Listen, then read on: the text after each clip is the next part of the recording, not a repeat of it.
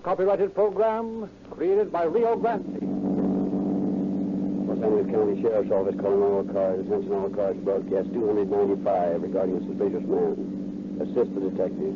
That's all. Rolling credits.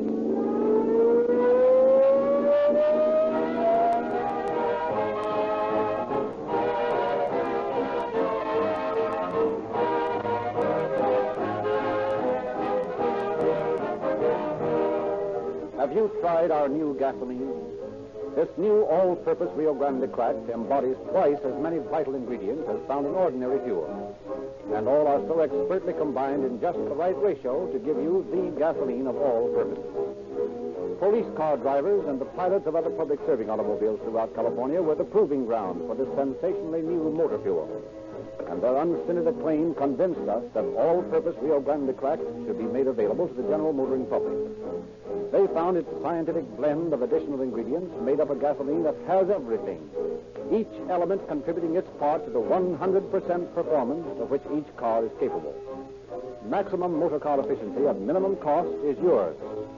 The emergency benefits of all-purpose Rio Grande Cracked are no further away than the nearest red and white Rio Grande station. So get a tankful in the morning and watch your car take you places more swiftly, more smoothly, yes, and more economically than ever before.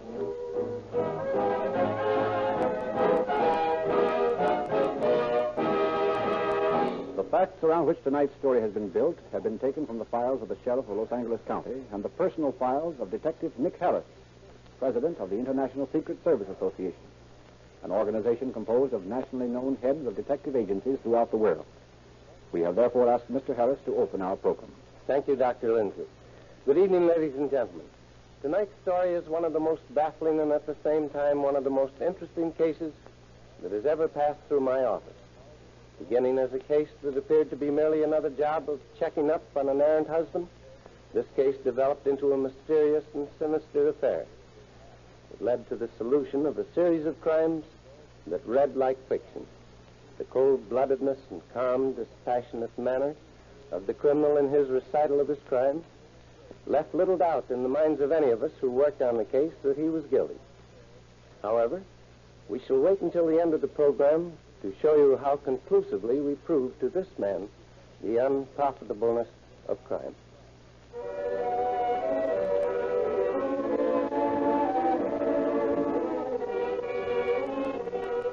On the late afternoon of March 31st, 1920, Nick Harris was preparing to leave his office for the day.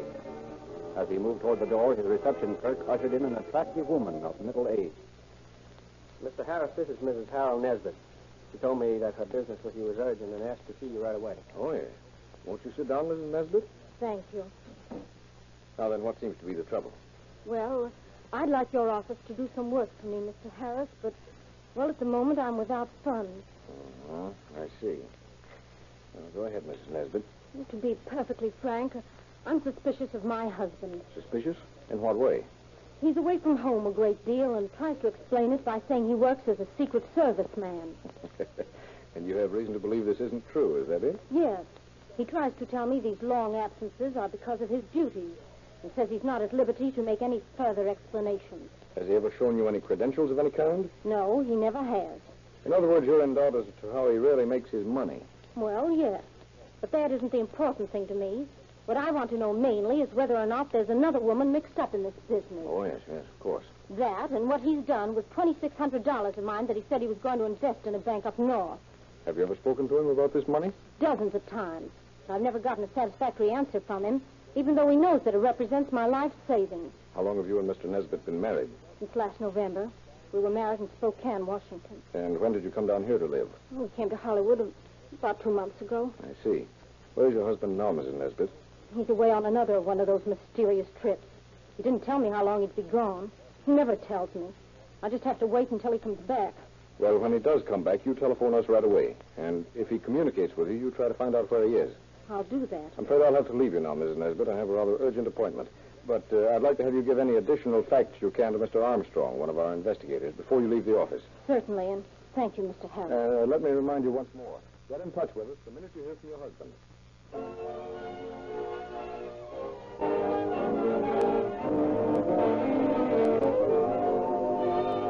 Nick Harris, dismissing the matter from his mind as one of dozens of similar cases, went on to his appointment, leaving Mrs. Nesbitt to tell the rest of her story to Superintendent J.B. Armstrong. But the next morning, when Harris returned to his desk, Armstrong entered.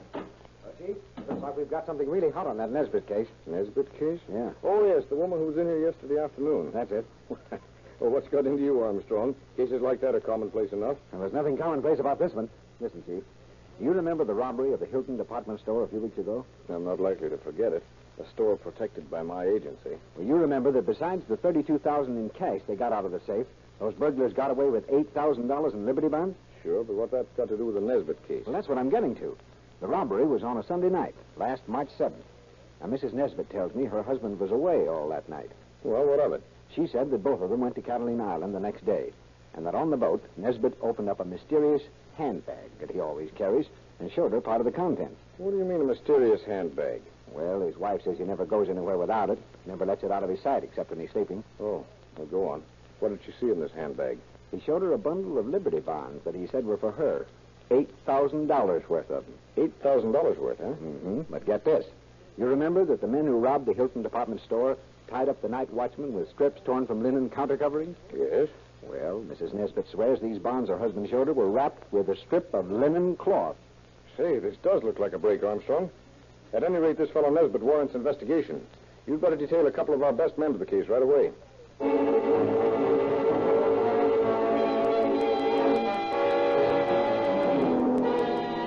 Days went by and still no word from Mrs. Nesbitt, while operatives kept a feeble day and night watch on the Hollywood bungalow where she and her husband lived. At last, the investigators decided to enlist the aid of the sheriff's office. Within a short time, deputies Harvey Bell and Robert Coots arrived on the scene, and the suspect and his wife were trailed to their home in Hollywood, where the officers kept an all-night vigil. Then, on the following morning... Well, what do you think we ought to do, boys? We've been here all night. I say let's make the pinch, Armstrong. Take Nesbitt down to the station and question him. I agree with Bell. The story Nesbitt's wife told you is excuse enough for making the arrest. Well, I admit there's not much point in hanging around here any longer. Still, we haven't got a warrant. So I think maybe we'd better wait until he leaves the house before we try to take him in. Yeah, I suppose that's the smartest thing to do. But we want to get hold of that grip he had with him last night. If we expect to get any evidence against him, we've got to get a hold of it. Suppose Nesbitt doesn't leave the house today. Well, we'll have to take our chance on that. Well, I sure could use some sleep right now. Yeah, I guess all of us could. What about that grip? If Nesbitt doesn't... Say, wait a minute. Huh? Thought I heard a noise like a door being unbolted. I do suppose. Yeah, look. It's Nesbitt. It's coming out. His wife's with him. What do we do about her? Well, I don't think we'll have any trouble getting her to come along as a witness against him. She's pretty sore. Say, Armstrong, Nesbitt hasn't got that grip with him. Yeah, well, never mind. While you and Couch make the arrest, I'll see if I can't get into the house through the back way. He'll be around somewhere. All right. Come on, Bob. Let's get this fella. Hey, just a minute there. Is your name Nesbitt? Why? Who wants to know? I do. We're from the sheriff's office. Himself. Go on, beat it. I don't like cops. Now, that's what we thought. You're coming down to the station where we can have a little talk with you. Oh, no, I'm not. No business with me. Now get out of here. Oh, tough, huh? Well, it won't do you any good, so you might as well get back in the house without any trouble while I call the wagon. I won't do anything of the kind. I'll tell you, here, get your hands off me, you dirty. You won't take me to any station. Bandits! Help! Bandits! Yeah, that's got him. He's down. Slip your handcuffs on him, Coach. Right. All right, Nesbitt, up on your feet. You've no right to do this to me. Oh, go on. Get in the house and hurry it up. And you, Margaret, my own wife, letting these men arrest me. It wasn't my fault you got knocked down. You shouldn't have struck that officer. Struck him. I wish I'd killed him. And it is your fault. You can't fool me. You arranged all this. I know you. You and your tricks. You wait, Margaret. You wish you were dead 100 times before I'm through with you. Shut up, Nesbitt. Get on in there. Now, sit down and behave yourself. Now, if you'll show me where the phone is, Mrs. Nesbitt, I'll call the wagon. Yeah, yes, of course. It's right through here. Here's the black grip of his, Bill. I found it right here in the living room when I came in through the back. Leave that grip alone. You've no right to touch it. Now, don't you think you've given us enough trouble for a while, Nesbitt? Now, sit back and keep quiet. I demand to know the meaning of this. Coming into the home of an innocent man... I suppose you put up that fight outside there just for your health, huh? Of course not. I thought you were members of a smuggling gang I've been hunting. I'm a government man. A government man, eh? Well, let's see your credentials. Well, I haven't got them with me. Oh, quit lying, Nesbitt. You're lucky you didn't get yourself shot resisting arrest that way. If you take me to San Diego, I can clear up everything. I've got the proof and safety boxes down there. Yeah? Well, we'll take you to the sheriff's office first and see how much you can clear up down there.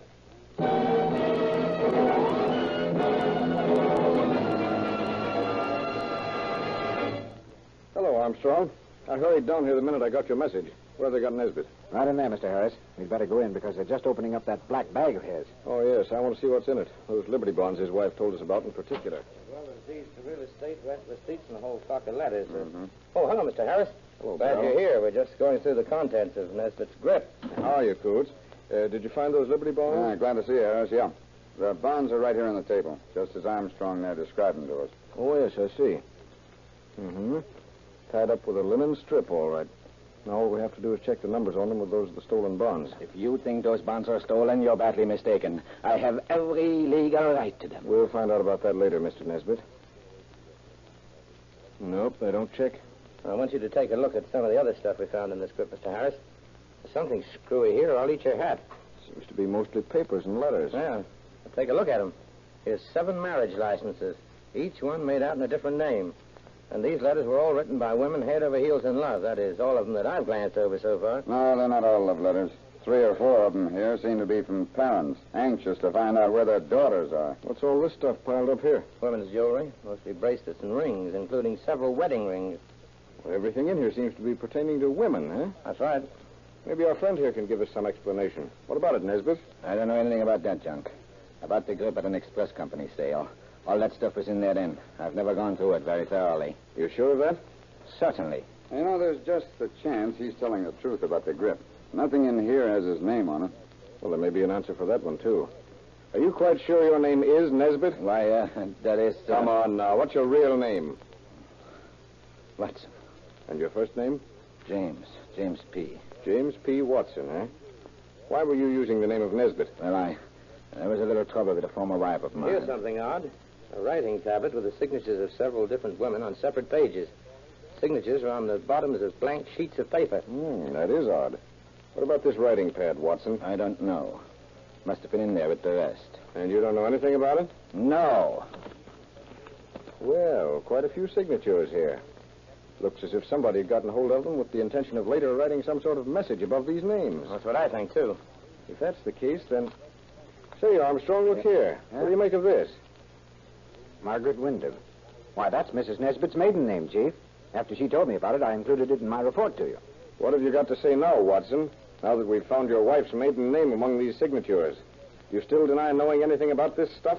I don't know a thing, I tell you. All right, Watson. If you don't want to talk, that's your business. But when we get to the bottom of this thing, I've got a hunch you'll wish you had.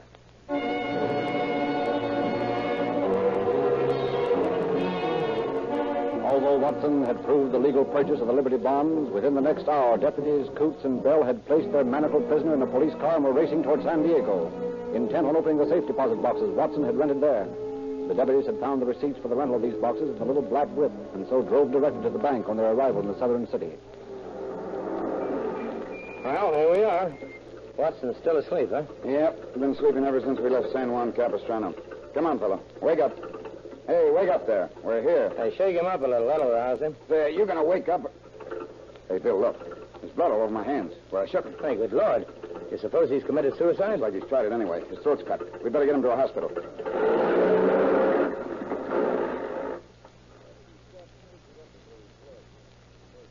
Will he live, Doctor? Pretty hard to say yet. However, we're going to give him a blood transfusion. That may save him. Mm-hmm. Well, we've got to be leaving. We've arranged for a guard. Let us know how it turns out. I'll get in touch with you boys the minute I know anything definite. Thanks, Doc. So long. So long, boys. Well, Coach, I guess the next thing to do is go back to that bank and have a look in those boxes. That's right. You know, I'm beginning to think this case is deeper than it looks on the outside. A man doesn't generally try to commit suicide unless he has a pretty good reason. That's what I've been thinking. And so far, we haven't got enough against Watson to justify his doing what he did. Anyway, we'll have to keep our eyes on him from now on. He may try it again.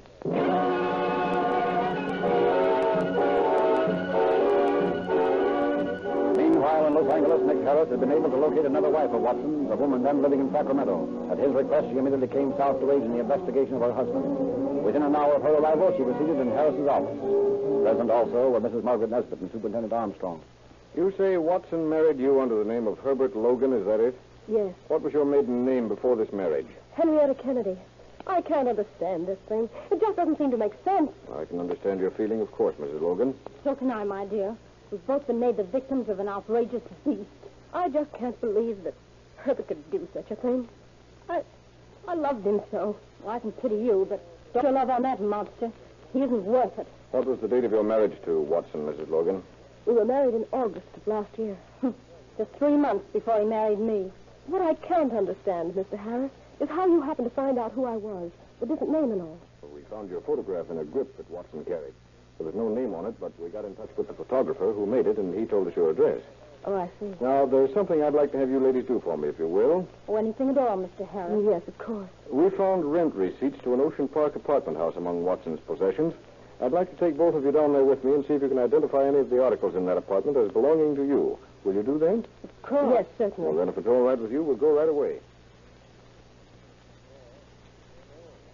Well, Chief, that seems to be about all that was left in this apartment. Now, you're sure, ladies, that you don't recognize anything here? No, there's nothing here I ever set eyes on before. And you, Mrs. Logan? This is the first time I ever saw any of these things. Well, that seems to be that. Hey, hold on a minute, Chief. I think I've got something here. What is it, Armstrong? Well, this pair of white kid gloves we found in that trunk full of ladies' wearing apparel. Look, there's a name marked on the inside of one of them. Let's see it. Mm-hmm. Ruth Chandler, eh? Yeah, probably another of Watson's wives. Oh, this is awful. I can't believe it. I wonder. Let's have a look at this fur neck piece. Maybe there's a name somewhere on that, too. This one here? Yeah. No, I can't seem to find any.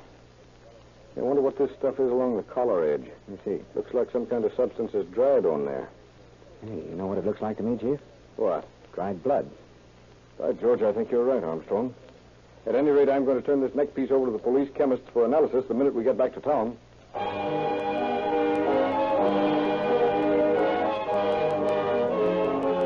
3 weeks went by. Watson had been removed from San Diego to the prison ward of the Los Angeles County Hospital, while telegrams went out to police throughout the West asking for information. Before long, answers to these wires began coming in, answers loaded with dreadful significance. A meeting of officers was held in the office of Sheriff Klein with Detectives Bell, Coots, and Armstrong present. I called you together, boys, to give you some new facts on the Watson case. I'm warning you, though, in advance that some of them are pretty startling. We got evidence of swindles, misuse of the mails, and forgery. The only thing we haven't got against him is the theft of those Liberty bonds. He's clear on that score anyway. Well, I've got an idea, Sheriff. Those charges are going to be just like chicken feed at what we'll eventually get on him. Exactly. And that's the main reason I called you boys to my office. You mean you dug up evidence of something more serious? Not evidence, exactly, but some pretty significant clues. You remember that our chemists proved there was human blood on the fur neck piece found in that Ocean Park apartment house? Sure. And we have reason to believe the neck piece belonged to Ruth Chandler, a Montana divorcee that Watson married up in San Francisco last December. What does that prove, Sheriff? Ruth Chandler has been reported missing for the past 3 months. What? Besides the Chandler girl, I have reports here of 6 other women who are missing. And every one of them was married to James Watson. Good Lord, it doesn't seem possible. Maybe not, but here they are. Andrea Garvey, a young waitress of Wallace, Idaho. Using the name of Milton Taft, married her at Coeur d'Alene, Idaho. Helen Gibb, a Seattle widow, said his name was Arthur Gillespie, married at Port Townsend, Washington.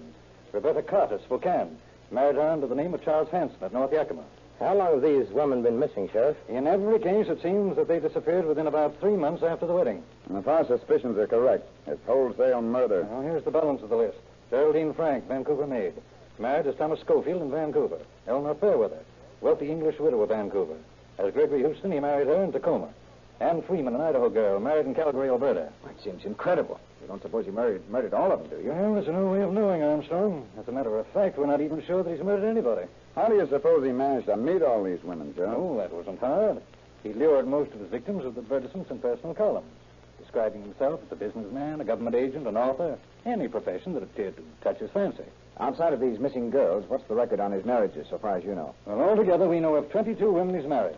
We have letters and telegrams from many people positively identifying. And all of them had a little money or property cached away somewhere, huh? That's right. In most cases, it seems that Watson disappeared as soon as he got control of it. By George, Sheriff, I've never run across anything like this before in my life. Oh, pardon me a moment. Sure. Yes? Sheriff Klein, this is Nick Harris. Oh, yes, Nick. I just received a wire from the sheriff of King County in the state of Washington. Yes? They found the body of a woman under a culvert up there, apparently murdered. Certain things they've found out lead them to believe the bigamist we have in custody might know something about the case. Well, now, maybe that's the break we've been looking for, Nick. I tell you what you do. Meet me at the county hospital in a half an hour, and we'll talk to Watson. Fine. I'll see you at the hospital then. Come on, boys. We're going over to the county hospital. And I think when we get back here, we'll be able to pin a murder charge on our friend Watson.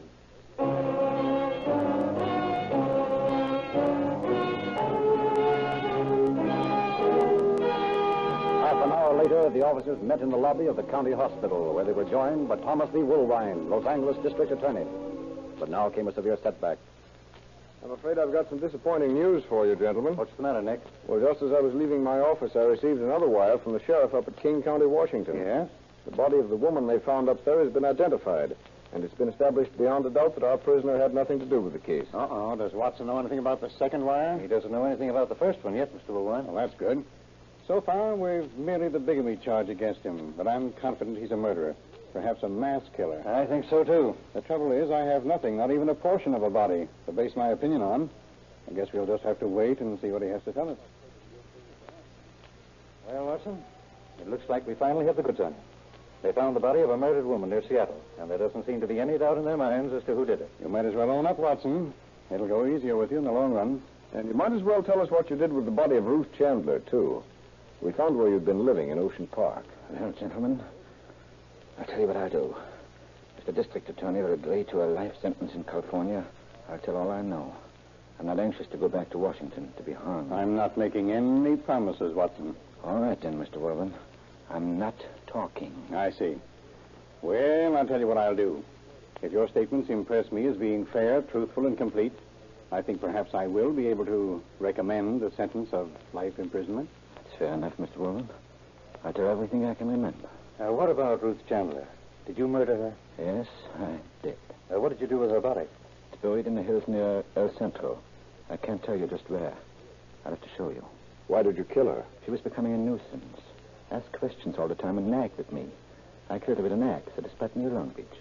Then I took her body in my car and drove to the place where I buried her. Well, that's over 100 miles away from where you murdered her. Why did you drive so far? I don't know. I guess it just seemed like a good place. You say you'll be able to take us to the spot and show us the grave? Yes, whenever you say so. Do you think you feel well enough to take us in the morning? Yes, I think so. Well, we'll be back in the morning, Watson. But remember this. The Lord help you if you're lying.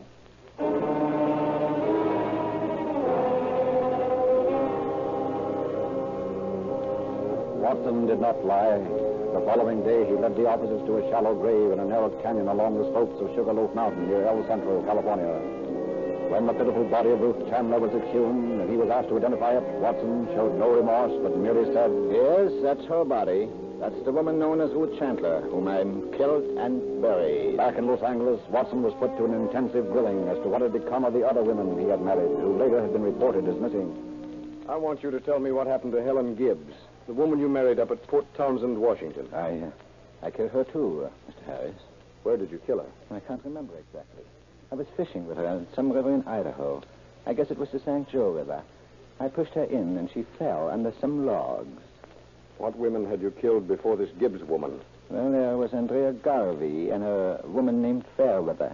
What were the circumstances of your killing Mrs. Fairweather? We were walking along Lake Washington. It just seems as though there was an impulse. I threw her down, or rather pushed her right into the water, and held her there. Well, why? What was your reason for killing her? Seems like something came over me to do it. We were quarreling. She went to the bottom of the lake, I guess. Is that the one whose body you said was recovered? No, that was Andrea Garvey. Well, before we get to that, tell me, what were your sensations when you drowned Eleanor Fairweather? It just seemed a sensation of ease. Just something well done. Instead of remorse, I had passive pleasure. Well, what about Roberta Carter? How did you kill her? We were by the lake, and an impulse came over me. I hit the girl. Something said, "Go ahead," and I went ahead. It was just getting dusk. What did you hit her with? A rock. I just grabbed up a rock. Was there shrubbery near? Yes, and I pulled her back there. That is, I had to hide the body near the lake, and then later got a boat and rowed out and sank the body. Oh, was the body ever recovered? I don't know. I don't think so. Very cold water keeps them down. Getting back to Andrea Garvey, how did you kill her? We were in a little shack out in the woods. We had a quarrel, and I pushed her pretty hard, and her head struck the corner of one of the bunks. What did you do then? I went outside to the car and got a hammer. Something seemed to tell me she was nearly dead. The best thing to do was finish up, do something with the body. I finished her with the hammer. Had you previously had any desire to kill her? Yes, but I fought it off. Well, what did you do with the body? Well, I put it in the shack, and I burnt the clothing. I burnt the shack, too. Now, where did the killing of Geraldine Frank occur? In Washington. We were out on the lake. I hit her with an oar. Well, what did you do about the blood on the oar? There wasn't any. She had a hat on. The oar seemed to daze and kind of paralyze her.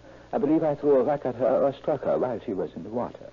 Did the rock strike her head? Yes, it seems like I threw 4. What other women have you killed? Well, there was Phyllis Bedell. Phyllis Bedell? I don't believe we've heard about her. Where was she killed? In Spokane, Washington. Well, how did that come about? Something told me to push her into the falls. The Spokane River is quite a river. I pushed her into the water just above the falls. I don't know if the body was ever recovered. Well, did you strike her? No, I don't recall that I did. There's a big falls there, and you can get above it. I just pushed her in. And that's all the women you killed? There aren't any others? Well, I think so, but I'm not sure. I may have forgotten 1 or 2. Forgotten 1 or 2?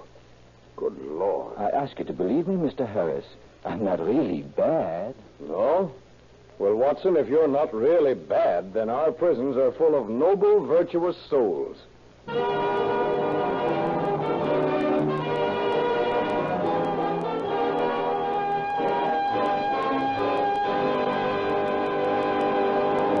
In just a moment, Mr. Harris will conclude our program. Before presenting the closing facts, friends, I want to urge each of you who hasn't done so to put the new all-purpose Rio Grande Cracked to a personal test. I want you to find out to your own complete satisfaction the truth of what I have told you about this radically new and different gasoline. That the perfect blending of a double portion of ingredients does give you a motor fuel that, for once in automotive history, meets every purpose. Makes your car surpass any previous performance in every department of driving. Get this new gasoline where you see the new cracked poster at the red and white Rio Grande stations. It's liquid dynamite. And now, Mr. Harris. James P. Watson, as we learned, was the prisoner's real name. He was sentenced to a term of life imprisonment in San Quentin. He subsequently confessed to having murdered 26 women, 11 of whom he murdered in cold blood. He is indeed a wasted life that testifies that crime cannot pay. Thank you, Mr. Harris.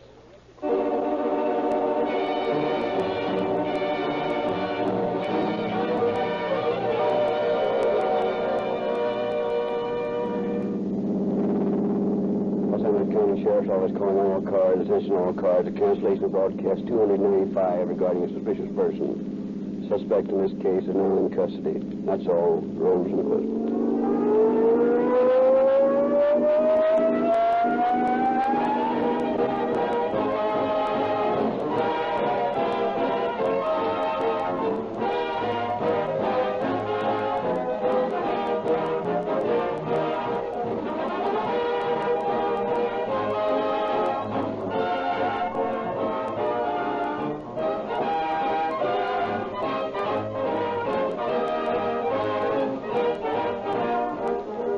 Narrator Frederick Lindsley, bidding you good night for Rio Grande.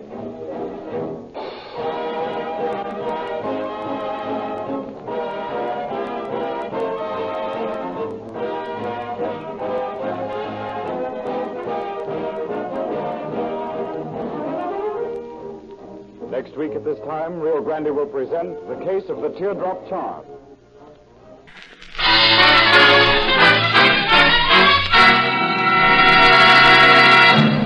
The makers of Chase and Sanborn Coffee, the blend that's friendship in a cup, present the Chase and Sanborn Hour.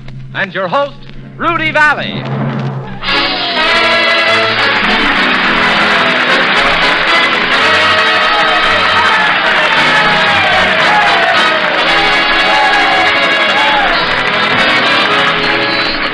This is Rudy Valley saying hi-ho and inviting you all to another Chase and Sanborn Hour.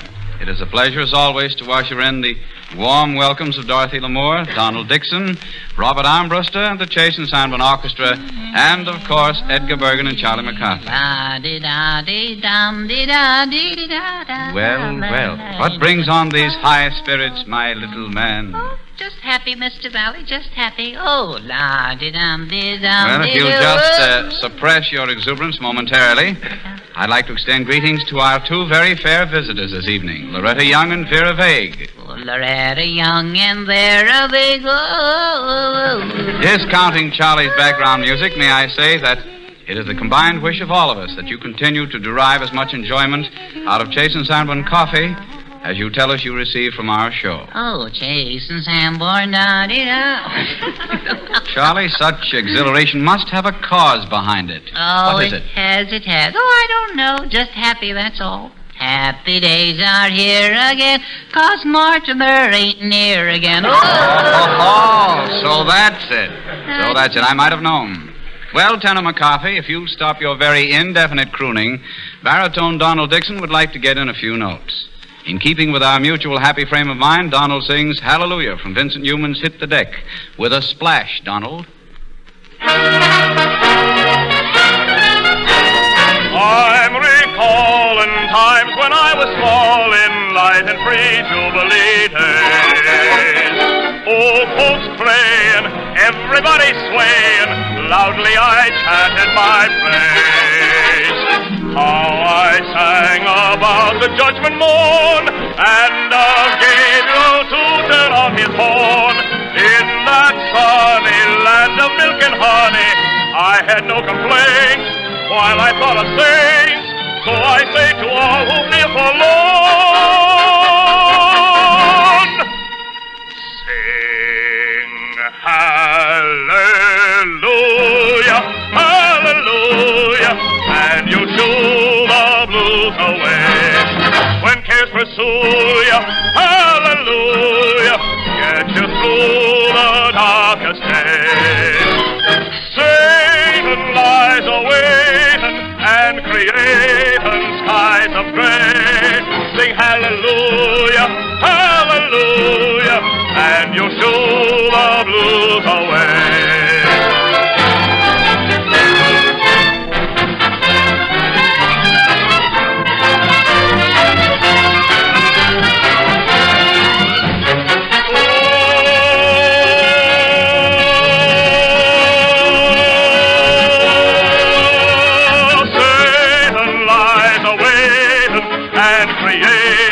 Skies of gray, sing hallelujah, hallelujah, and you'll shoo the blues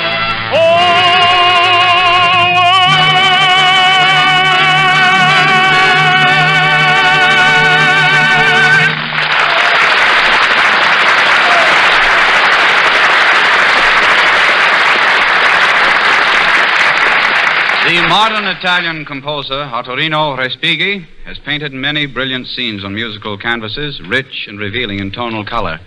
However, this music master used a softer brush, dipped in the more melancholy shades, for his composition Nebby, or Mists. Donald Dixon sings it.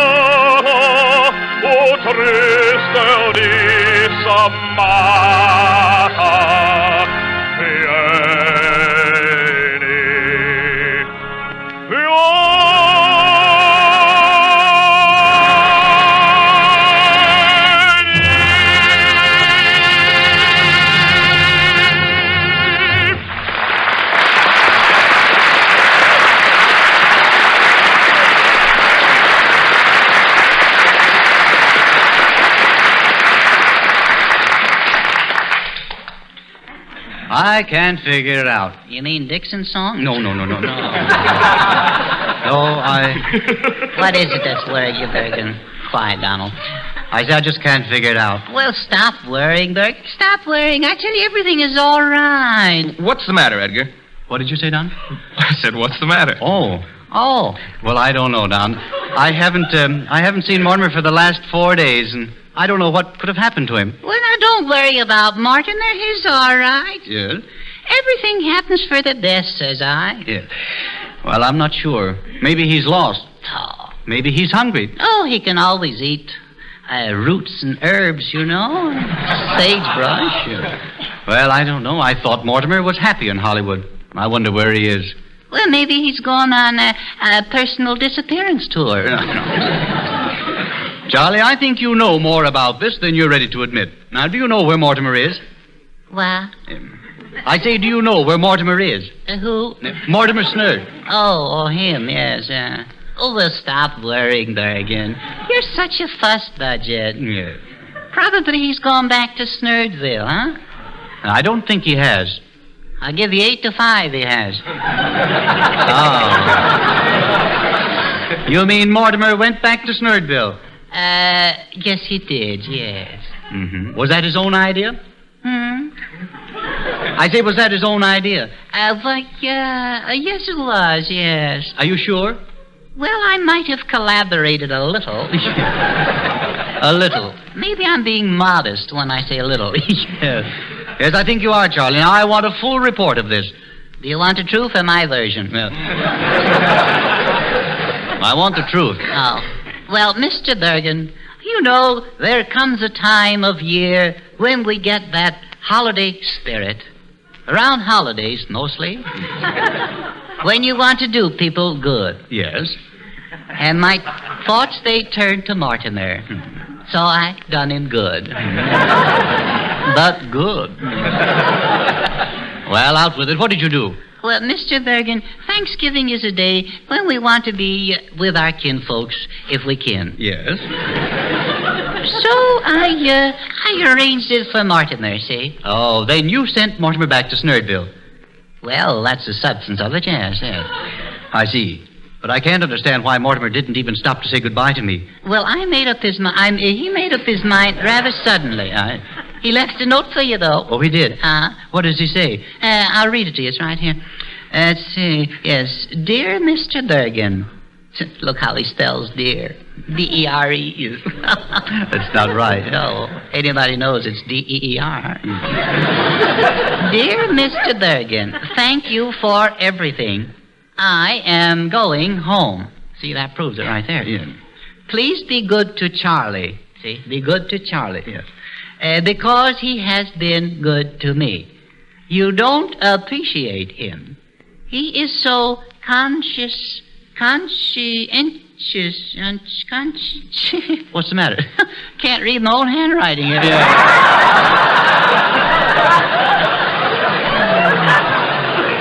Just what I thought.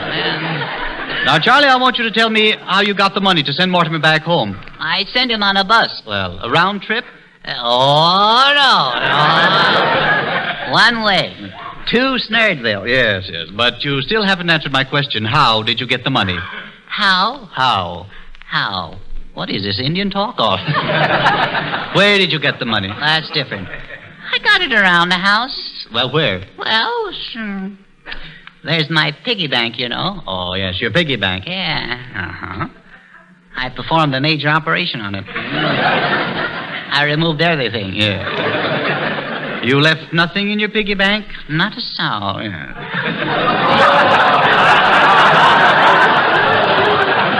I see. But I told you that money was to be saved, used only in case of emergency or sickness. Well, that's the way I used it. How? Well, to get rid of the headache. Oh, I see. How much did you have in your bank? $1.20. $1.20? Yeah. And 3 slugs. Can't even trust myself. Well, that wasn't enough fare to Snurdville, was it? No, it wasn't, no. Where did you get the rest? Oh, I just sort of scraped it up around the house. You know how one can scrape if one has to scrape. Well, where did you get it? It's around the house. Charlie, you haven't sold anything from my house, have you? I say you haven't sold anything from my house, have you? Why, Mr. Bergen, how can you say such a thing? How can you jump at such conclusions? Well, I just suspected. Well, that's you. Always suspecting. Always suspecting. Shame. Shame. It's discouraging. It's disgusting. Makes me feel cheap. Yeah. Well, have you taken anything from the house? Well, yes, I have. Yeah. A couple of knickknacks. Yes, a nick here and a nick there. Well, what knickknacks? Well, you know, a funny-looking gun you had in your trophy room? You mean my elephant gun? Yeah, that silly thing. Well, what about it? It's gone. Silly. Yeah. Charlie, that's a very valuable gun. It is? Yes. I was afraid it would be. It was owned by a Maharaja. Owned by a Maharaja? Yes. Maharaja. Well, that don't mean a thing when you're hawking it.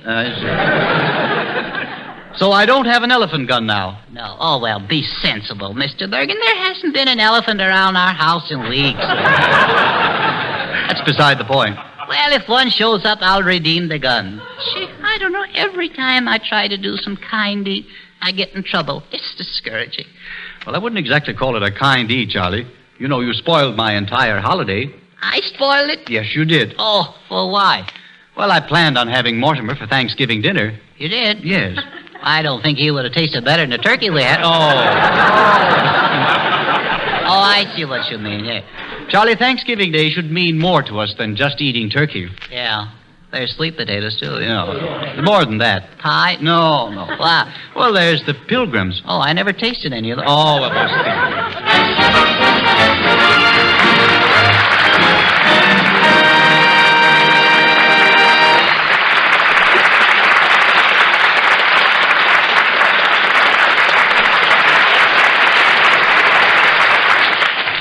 Oh, Rudy, Yes, Dorothy?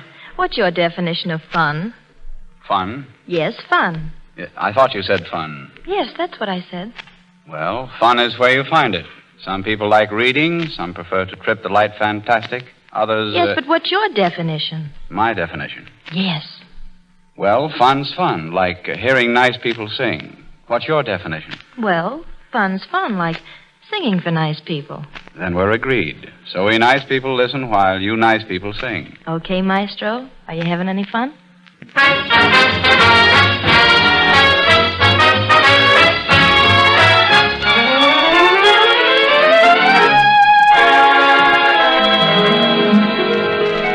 Hey, fella with a million smackers and nervous indigestion. Rich fella eating milk and crackers. I'll ask you one question.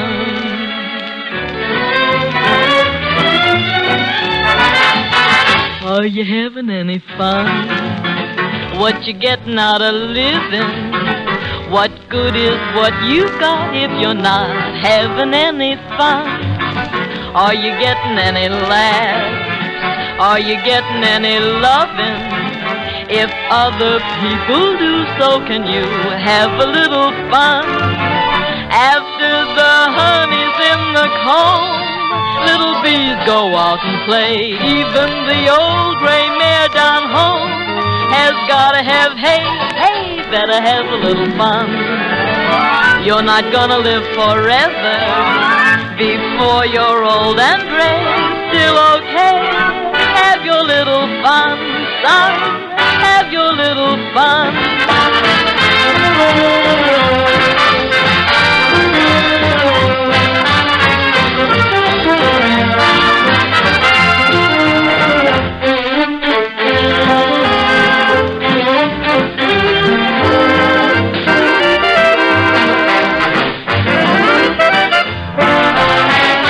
After the honey's in the comb, little bees go out to play. Even the old gray mare down home has gotta have hay every day.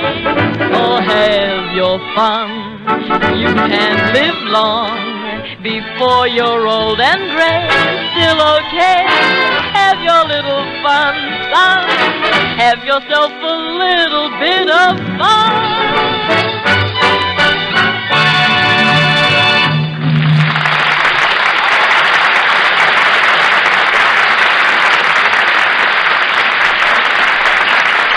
It isn't the first time, it won't be the last. But now is one of the best times to hear our favorite headliner. He has something new to tell you and something well worthwhile. Well, it's news for the ladies, mostly, because they've been asking for this. It's Chase and Sanborn dated coffee in the new drip grind. Now, how do you like that?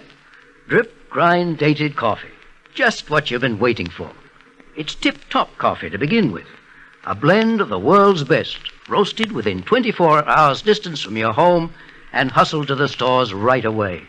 It's fine, fresh food, and you get it fresh. We guarantee that by the date on the front of every silver package. So you're sure of coffee that's fresher and richer. Coffee that's really friendship in a cup. Now, every few days, our fresh food delivery trucks come around to your grocer and leave just enough dated drip grind coffee to last until the next trip. And none of it stays in the stores over 10 days. It's a great blend, freshly roasted, and now in the drip grind. That's a prize package for anybody's money. But here's the best part of all. You get all this at a saving. You see, handling coffee rapidly and dating it makes fancy, expensive containers needless. The new silver package is much cheaper, and that makes the price lower to you. Now, that holds true for the regular grind, too, if you prefer percolated coffee. But right now, we're talking about the drip grind. Fine coffee. Coffee that's fresh like the cream you put in it, at a price that tickles your purse. It'll pay you to try it out tomorrow. Just ask for Chase and Sanborn dated coffee in the new drip grind, and you're in for a real coffee treat.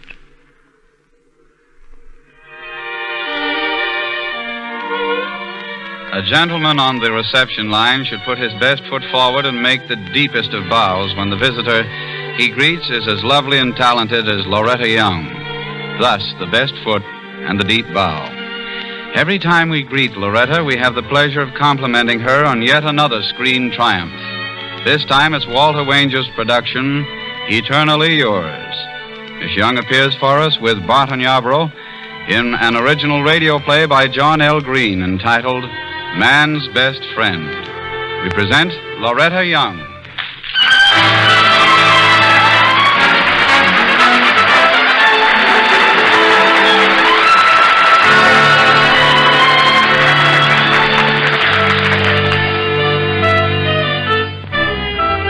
The scene is the cheery breakfast nook in the home of Steve and Kathy Robbins. But just at the moment, a frigid silence hangs over the scrambled eggs, bacon, and coffee. It has chilled two of the three individuals sitting there. The third, Droopy, a dog of questionable but humorous parentage, looks on curiously.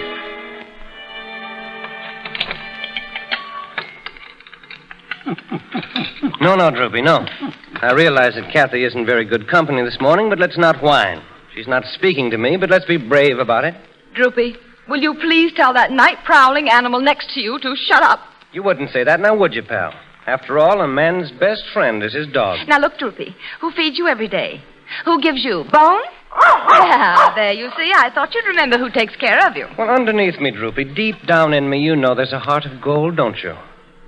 Well, a heart of dog biscuits, then. Oh, Droopy, don't let him tease you that way.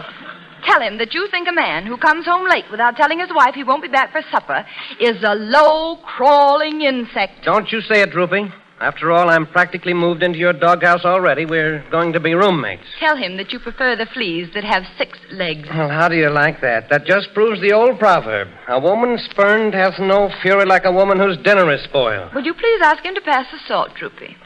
Imagine, Droopy. For a mere $1.50 worth of meat and vegetables, she sabotages my happiness for the entire next day, ruins my breakfast, and hides the morning paper, so I have no way of escaping her silent fury. Now, is that fair? Droopy, I absolutely agree with you. By the way, you don't happen to know where the morning paper is, do you? Well, I just thought I'd ask. That's right, Droopy. He punishes you when you stay out all night. And I'd hate to repeat some of the things he says about you. Why, they're not exactly polite. Well, I'm sure you understand that simply because I don't want you associating with any of the common dogs in the neighborhood. Believe me, I save you a lot of scratching. Have a little piece of bacon, Droopy. Tell her not to be fed at the table. Pay no attention to him. Here. Now then, Droopy. Suppose that you were married to that soft-eyed little cocker spaniel next door. You know her name is Lola. Well, how would you feel if she left one morning and didn't come back until 3 a.m. the next morning? You'd be pretty worried, wouldn't you? And you'd be plenty sore, too. Yes, of course you would. And there are other attractive dogs around. And 3 a.m. is a quaint hour to be making purely business and social calls. Biscuits, Droopy? Advise her that you resent her trying to influence you by pronouncing isn't it so it sounds exactly like something to eat, namely a biscuit. I think that made it entirely clear to her. Now, about the situation she mentioned, Droopy, I'm sure you would realize, as I do, that a certain amount of faith and trust is necessary to marriage. Now, you wouldn't be suspicious of Lola, would you? No, of course not. After all, if two dogs or two people can't trust each other, what... Well, I hesitate to go on. Please remind him of the night that my train home was delayed, and he and you spent 3 hours and $12 in cab fares hunting for me. And remind him that among the persons he called on were several old boyfriends of mine. And you might also recall to his fading memory that he was in a very nasty humor when I did get home. Well, point out to her that I was worried. You tell him that I was worried last night, Droopy. Droopy, I'm afraid we lost that, Ron. Oh, you don't know how peaceful a dog's life is. No one questions you. You can live a bohemian existence, free food, free shelter, surrounded by admiring females. Ask the autocrat at the breakfast table if he wants more coffee. Say yes, Droopy. You might add a please just for courtesy's sake. Have a large piece of bacon, Droopy. That's the boy. Gulp it down. There you are. You see, Droopy, it's wrong if I give you food at the table, but it's perfectly okay for him. The king can do no wrong. Well, I say down with the king. Tell her thanks. Tell him that he's entirely welcome. I'd do the same for any other bum who came to the door. Well, Droopy, this must be all very confusing for you. I don't want you to labor under any misapprehensions. Now, look at her. See how those beautiful blue eyes flash like sapphires. Sapphires from the dime store. You know why? Because Kathy's mad at me and about me, in spite of my faults. And I admit there are many. There's something irresistible about me. I guess I'm just a charming guy. Droopy, will you tell that amateur psychoanalyst that compared to his conceit, Casanova had an inferiority complex? Yes, boy, beneath that icy exterior, there's a sweet, lovely personality. She's really a wonderful person, Kathy is. Oh, she has a temper, yes, but it's not her fault. When she was a kid, someone told her about the redhead legend, and she had to live up to it. She can be the most adorable woman in the world. Look this way a moment, Droopy. Droopy, I hadn't wanted to tell you this, but there, sitting beside you, is the most irresponsible man who ever walked the face of the earth. And the terrible thing about him is that he is also a very handsome lad. And you've probably noticed the way he admires his reflection in the store windows. Now, stick up for me, Droopy. Tell her that's a lie. And this has made him think that he can get away with anything short of murder. And he can, too. And he does. He absolutely will not be trained. Of course, you've made your little mistakes. But you've learned better. That big hunk is too stupid to learn. His late homecomings are getting to be monotonous. Droopy. Now, look at me, Droopy. That's the boy. Now, I want you to explain very carefully to Kathy that all day and practically all evening I was in a conference, an honest-to-Pete conference with our vice president, Mr. Cochran, and our treasurer, Mr. Anderson, and the two big noises from the Chicago office. Point out to Steve that it takes only 5 minutes to make a telephone call from his office to his home. Well, don't wag your tail at him. Speak right up. Tell him. Say to her that I thought about phoning her, and every time I thought about it, I couldn't. And every time I could phone, I didn't think about it. Well, you tell him he used that excuse when he forgot our wedding anniversary. Tell her I don't care. Tell her that's exactly what happened. She can believe it or not. Explain that every time I tell the truth, it sounds like a darn lie. And very soon I'm going to start lying so it'll sound like the truth. Droopy, don't you think that a man with only one wife ought to be able to think of a few other little things once in a while, like calling up when he won't be home? And Droopy, please say to Steve that if I didn't love him, I wouldn't care when he got home. Well, Droopy, old boy, go get it. Go get it. Droopy, what are you doing? Tell her it's none of her business yet. Go on, Droopy, get it, bring it here. Well, stop fooling around, bring it here. It's not a bone, bring it here. Here, what have you got there, Droopy? Tell her that package is for her, Droop. All right, now give it to Kathy. Pick it up, give it to Kathy. This is for me, Droopy? Well, what do you suppose it is? Well, you might hint to her that since we haven't got an X-ray machine, she'll never know unless she opens it up. Tell him I'll manage nicely, thank you. Of course, she knows that I couldn't have brought that home for her because I never think of Kathy during business hours. No. I'm just the mug that makes life one great, big, empty vacuum. Why, look, Droopy. Here's the card. To my lovely and understanding wife from Steve. There seems to be a touch of sarcasm in the way he underscored the word understanding. Tell her to open up the rest of it and stop being catty. Oh, Steve. Well, you know, it's just something. Darling, it's the bracelet I wanted. Yeah, well, I sort of thought you'd like it, so I... Oh, darling. You're the most thoughtful person in the entire world. Yeah, I know. I change my character completely every 5 minutes. Oh, Steve, don't say that. You don't know how much I miss you when you don't come home or let me know. I'm afraid the most awful things happen to you. I nearly die until you get back, and last night I had plenty of time to die over and over again. Oh, I'm sorry, Kathy. I should have called you, but I was busy. Really, I was. Well... And yesterday they made me assistant vice president. Steve. That means I do all the work that interferes with the vice president's golf. Assistant vice president? I get more money, too. Oh, but darling, well, why didn't you tell me? Oh, I don't know. I just... Steve Robbins. You had that and the bracelet up your sleeve all the time. You knew I'd raise a howl this morning about you coming in late. You mean a silence? And you let me go on not speaking to you and calling you names and being mean, knowing darn well I'd be ashamed of myself when you gave me the bracelet and told me about the job. You deliberately egged me on to say nasty things. Oh, Steve, you heel. Now, wait a minute, honey. Now you know I'll never dare get mad at you again in the morning because I'll always be afraid you had a good reason for being late. Kathy, now, will you please... You put me on the spot this morning when I thought I was putting you on it. Steve, really, I could kick you. Droopy. Never mind about Droopy. Droopy, for Pete's sake, as man's best friend, will you please tell that woman I'm in love with her? Droopy, don't you dare do it. You make that big goof tell me so himself.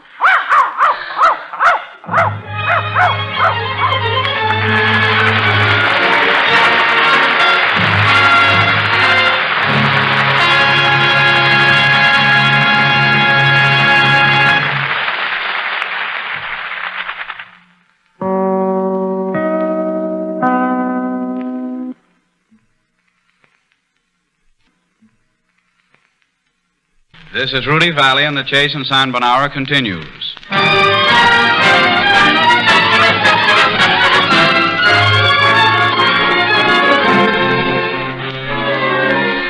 Once upon a time, as the story goes, the mythical god of love, wearied of his stay on earth, possessed as he was of supernatural powers, he mounted his winged horse, Pegasus, and disappeared into the clouds. Frank Bridge set this fanciful story to music, and Donald Dixon gives it voice. Love went a-riding.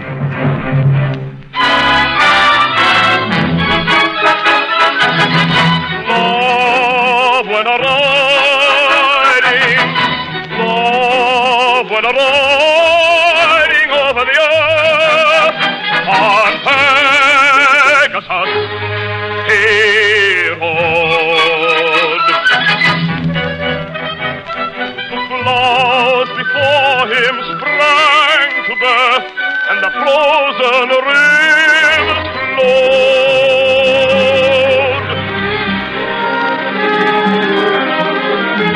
Where all the youths and the maidens cried, "Stay here with us, stay here with us, King of Kings."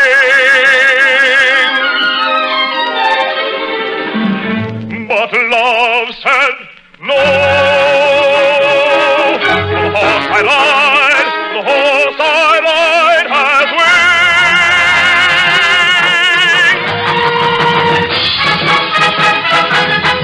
Love went a-riding, love went a-riding over the earth on Pegasus.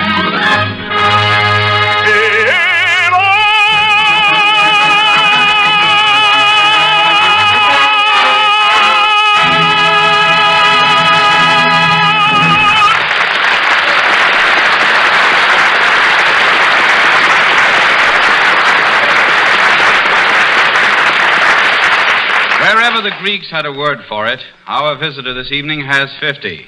She epitomizes free speech at its freest, a chatterbox with a self-winding motor. It is always a real pleasure to welcome her. Hollywood's #1 clamor girl, Vera Vague. Well,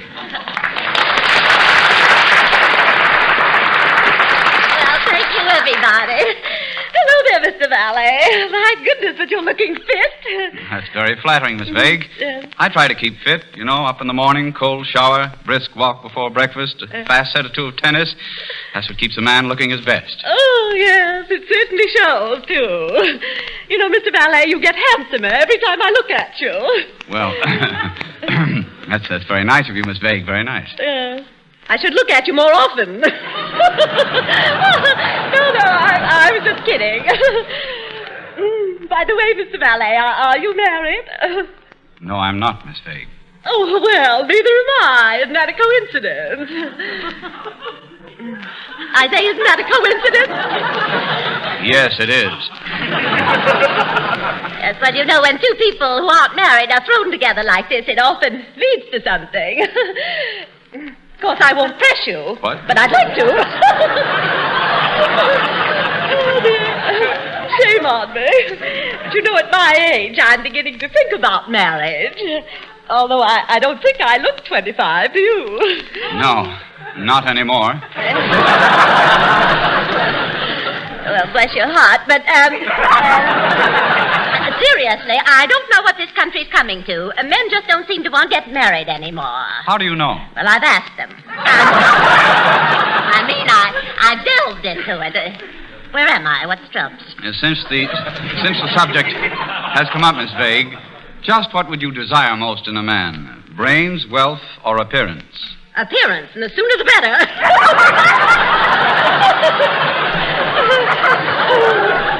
No, you don't understand me, Miss Vague. What kind of men do you like? What kind? Are there kinds? Yes.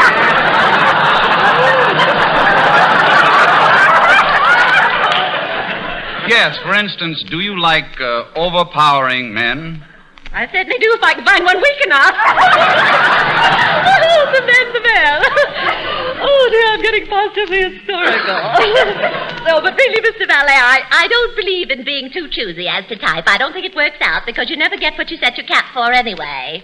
You take my girlfriend, for instance. She always said she was going to marry a man 6 feet tall, even if he didn't have a cent. She finally married a wealthy man who was only 4 feet 6 inches. I guess she took off 25% for cash. Oh, dear. Oh, my donna mobile.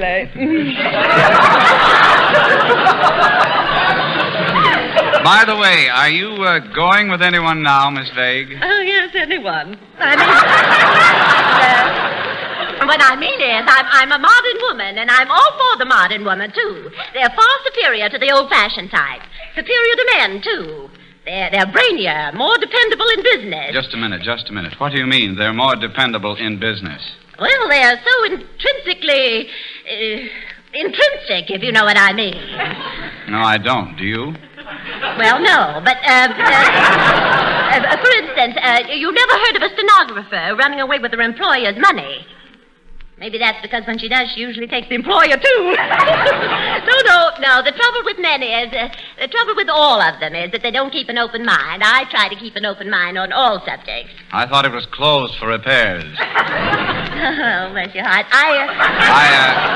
I don't want to hurt your feelings, Miss Vague, but the trouble with women in business today is the fact that men can put anything over on them. Oh, that's not true. That's definitely not true. For instance, a salesman came to me a few weeks ago and sold me some land that was 2 feet underwater.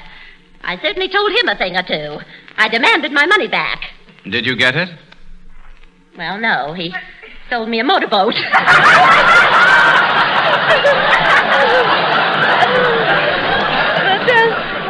I don't care. I think women can do anything if they put their minds to it. Women nowadays are flying airplanes, sailing ships. Can you sail a ship?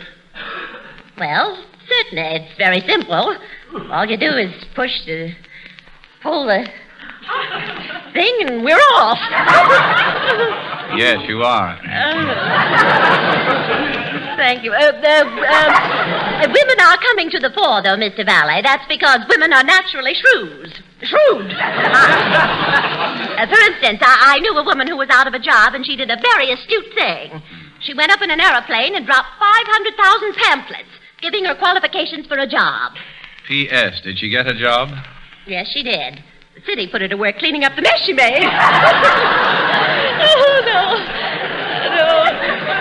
You can't down these women. Now that they've got the vote, they're equal to anything. Then it's your firm belief that every woman should be allowed to exercise her franchise? Allowed to. She should be forced to. Nothing looks worse than a woman around 40 with a flabby franchise.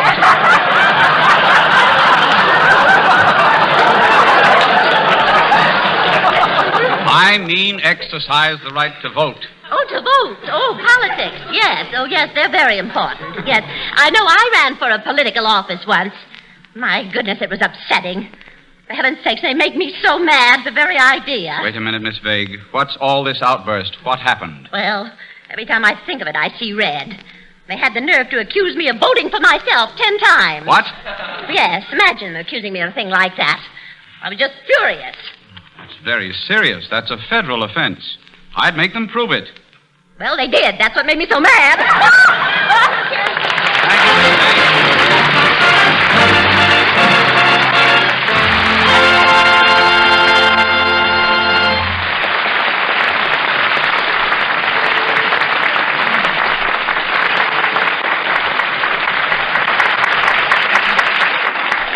The opening of a new musical show on Broadway is in itself an event. But when the musical score is by Jerome Kern and the lyrics by Oscar Hammerstein III, then it is an event par excellence, super special and creme de la creme de luxe.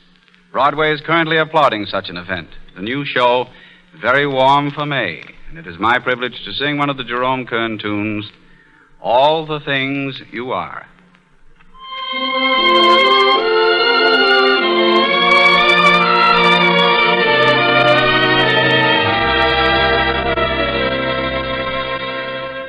Never can be at ease when I meet her. Never say what I please when I meet her.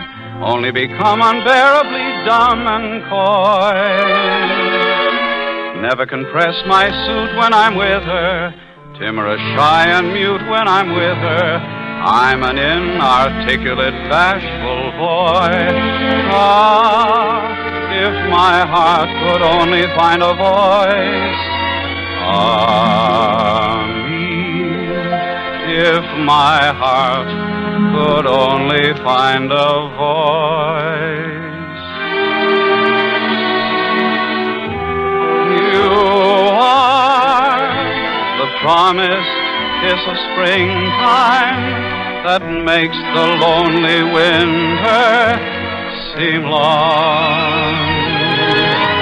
You are the breathless hush of evening that trembles on the brink of a lovely song.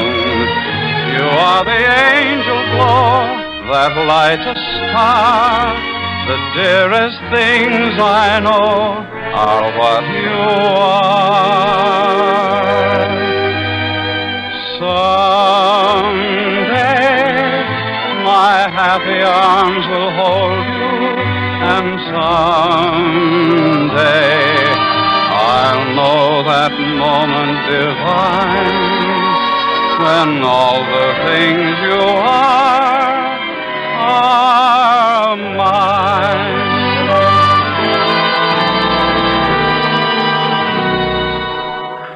You are the promised kiss of springtime that makes the lonely winter seem long. You are the breathless hush of evening that trembles on the brink of a lovely song. You are the angel glow that lights a star.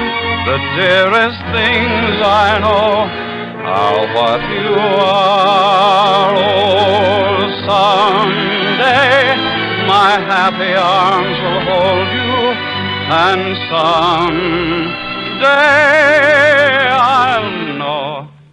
that moment divine, when all the things you are mine.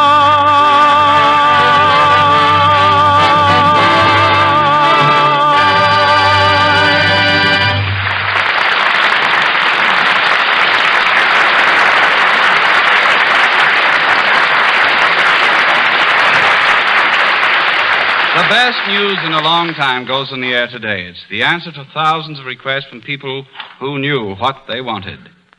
Yes, sir. You asked for it, and here it is. Drip, grind, dated Chase and Sanborn coffee. That's right. The same famous blend you've been getting right along now comes in the new drip grind to tickle your palate with a brand new thrill. Now, it isn't a man's place to tell a woman how to make coffee. But if you do use the drip method, why, of course, you want the finest blend of coffee you can get.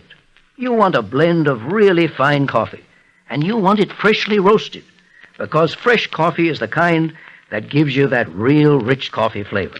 So remember this. Our roasting ovens all over the country are turning out drip grind, freshly roasted. Your grocer gets his from one of our nearest ovens by Fresh Food Rapid Delivery, and he only gets enough to last a few days, and then he gets more. Freshly roasted.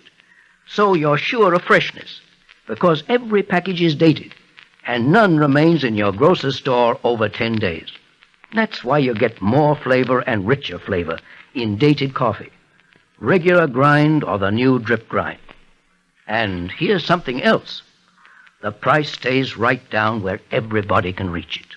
Because coffee that's sold freshly roasted doesn't need an expensive container. So we use this economical silver package instead and give you the saving. Now, you get that saving on the drip grind also. Don't forget. So buy the folks a pound of freshly roasted Chase and Sanborn dated coffee tomorrow.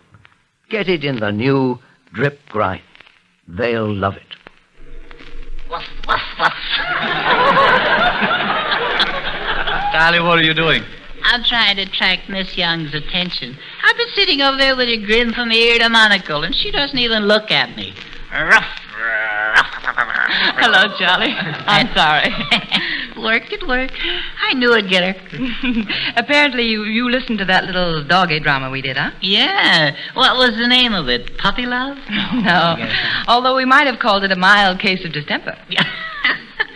Doggone, Loretta, you killed me. Say, I was just thinking that if you made that play into a picture, I got a swell finish for it. Oh, you mean with the dog sitting up and saying, "That's all, folks"? No, that ain't it, no. Oh. It's a close-up picture of the dog's tail wagging. Oh, that would be cute. Yeah. The dog wagging his tail. Yeah. Mm-hmm. See? Happy ending. I guess it wasn't as good as I thought it was. You know, Loretta, only a few nights ago, Charlie and I saw your latest picture, Eternally Yours. Didn't we, Charlie? Yeah, that was the one where she's married to a magician, isn't it? Yes. Yeah. I enjoyed it immensely, Loretta. You see, I'm interested in magic. Oh, are you, Edgar? Yes, Thurkin is a presto agitator. A what? Prestidigitalis. No. Just let me flounder. I'll get it. Presto indigestion. No. Press the middle valve down. All right. Charlie, what you mean is prestidigitator, huh? Yeah, that's it. It was press something, yeah. That's what Bergen is, too. He really is, too. Yeah, really is. Yeah, aren't you? Yes, well, I once did a magic act in vaudeville. Oh, what kind of magic did you do, Edgar? Was it sleight of hand or illusions? Well, it was sort of a disillusion, financially.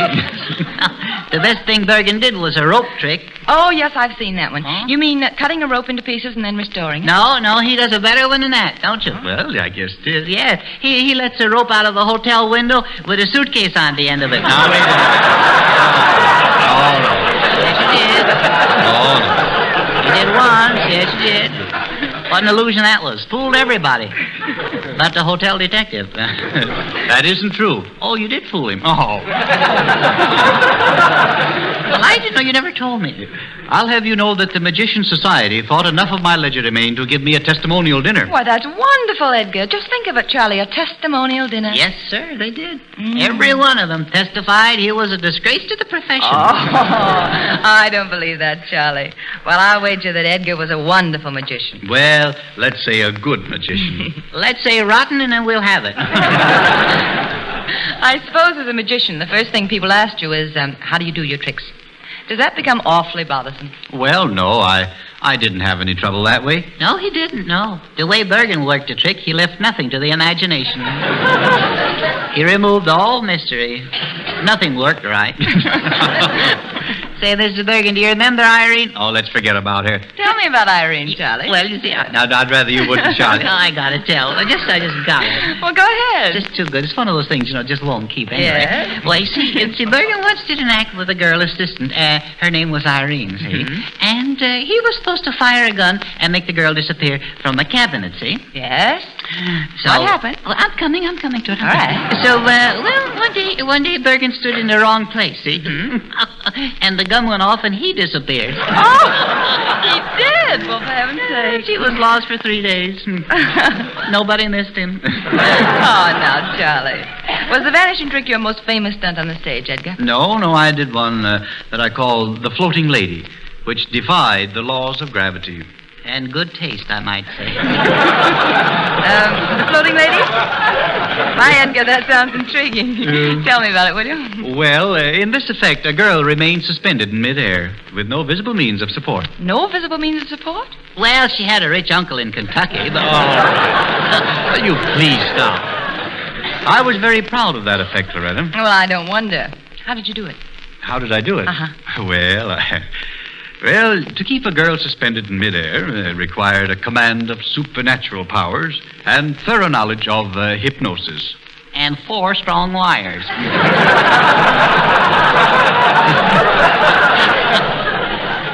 after Irene had dinner. All right. That will do now, young man. Yes. Oh, Charlie, it isn't fair of you to belittle Edgar's talents like that. Why, I feel sure that he can do magic, and well. Thanks, Loretta.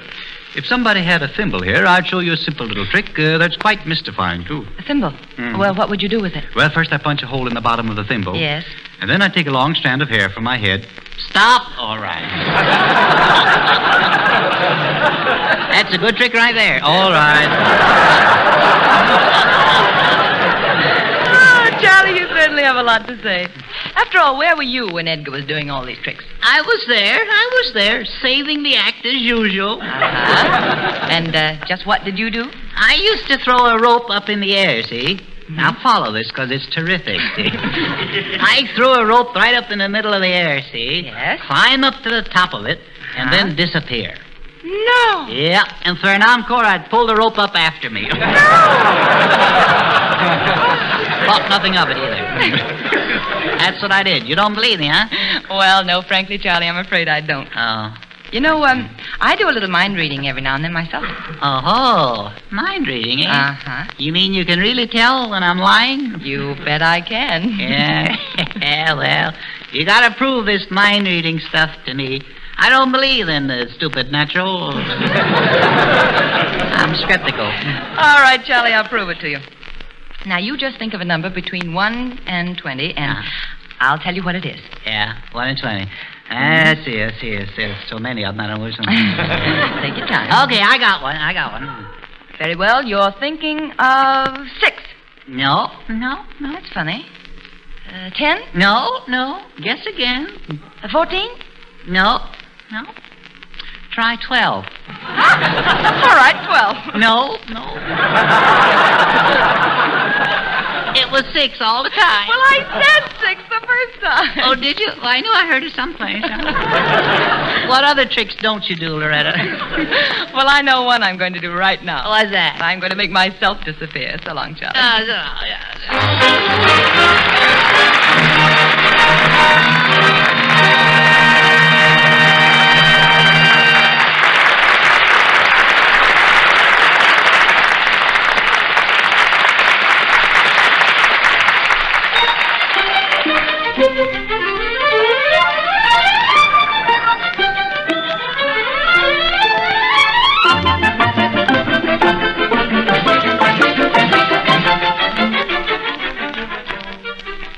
Robert Armbruster in the orchestra play Sparks, composed by Mussorgsky, and originally intended for the piano.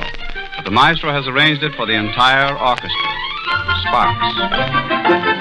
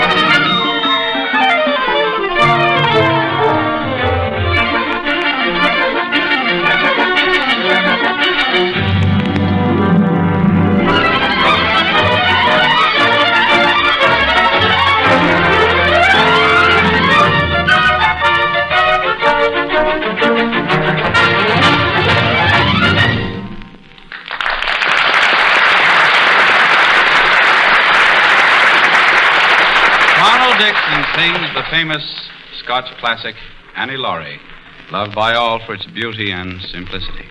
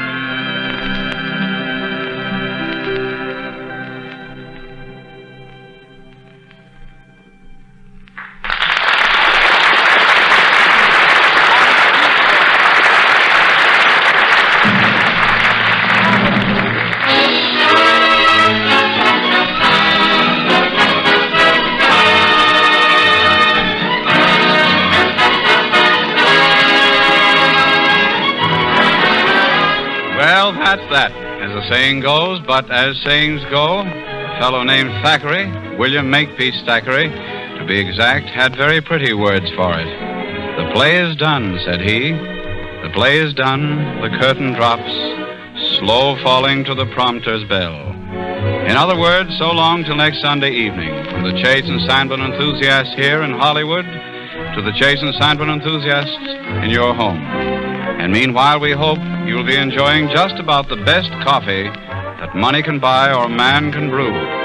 Chase and Sanborn. We'll all be back next week. Edgar Bergen and Charlie McCarthy, Donald Dixon, Dorothy Lamour, and Robert Armbruster and the Chase and Sanborn Orchestra. We've invited that very funny fellow, Arthur Treacher, and that very brilliant and attractive young Irish actress, Maureen O'Hara, to be our guests and join in the fun.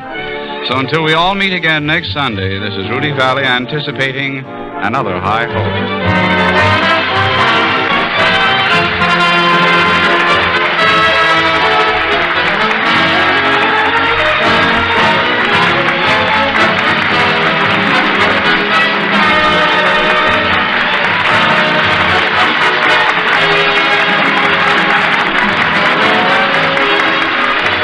Next week, another big Chase and Sanborn Hour. Edgar Bergen, Charlie McCarthy, Rudy Valley, Donald Dixon, Dorothy Lamour, Maureen O'Hara, Arthur Treacher, and Robert Armbruster in the Chase and Sanborn Orchestra. Heard on this program, The Big Show by Jerome Kern.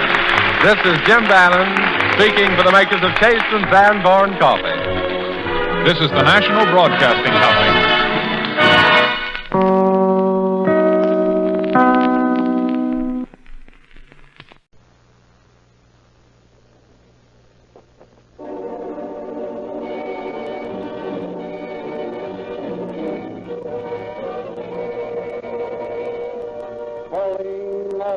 The copyrighted program created by Rio Grande. Los Angeles Police calling all cars. Attention all cars to broadcast 294 regarding an escaped convict. Be on the lookout for Larry Hagan, known as Larry the Rat. This man escaped from San Quentin prison this day. He is armed and dangerous. That's all. Those who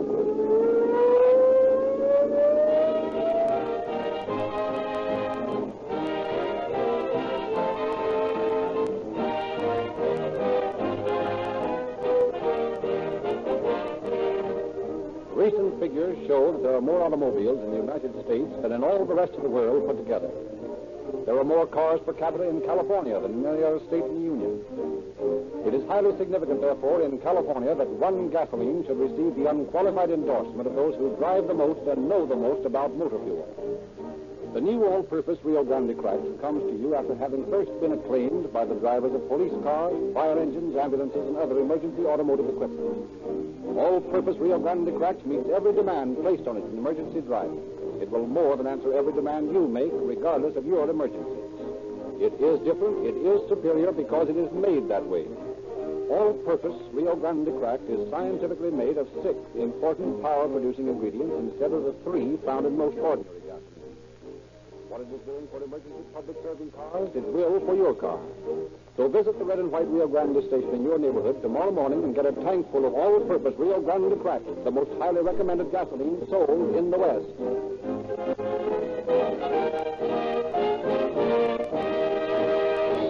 The story we are to hear tonight has been taken in the main from the files of the Portland Bureau of Police. It ended in Los Angeles, and we have asked Chief of Police Arthur C. Homan of the Los Angeles Police Department to open our program. Good evening, ladies and gentlemen. For the past 5 years, the theme of this program has been that crime does not pay. Many of us are of the opinion, however, that punishment does not cure crime. We have begun to doubt if they materially lessen crime. Some other way has to be found. That way is crime prevention. In government, as in business, goodwill is a valuable asset. In government, goodwill takes the form of public service. Public service is that desire on the part of the good citizen to use his abilities in ways that transcends mere personal gain, to do something for the other fellow. This aid may not be given directly to the state, but by working quietly in the law enforcement work of our nation, not to apprehend criminals, but to prevent crime by a better dissemination of the techniques of good citizenship. Such men and women are doing a valuable service toward crime prevention and toward stressing the fact that crime cannot pay.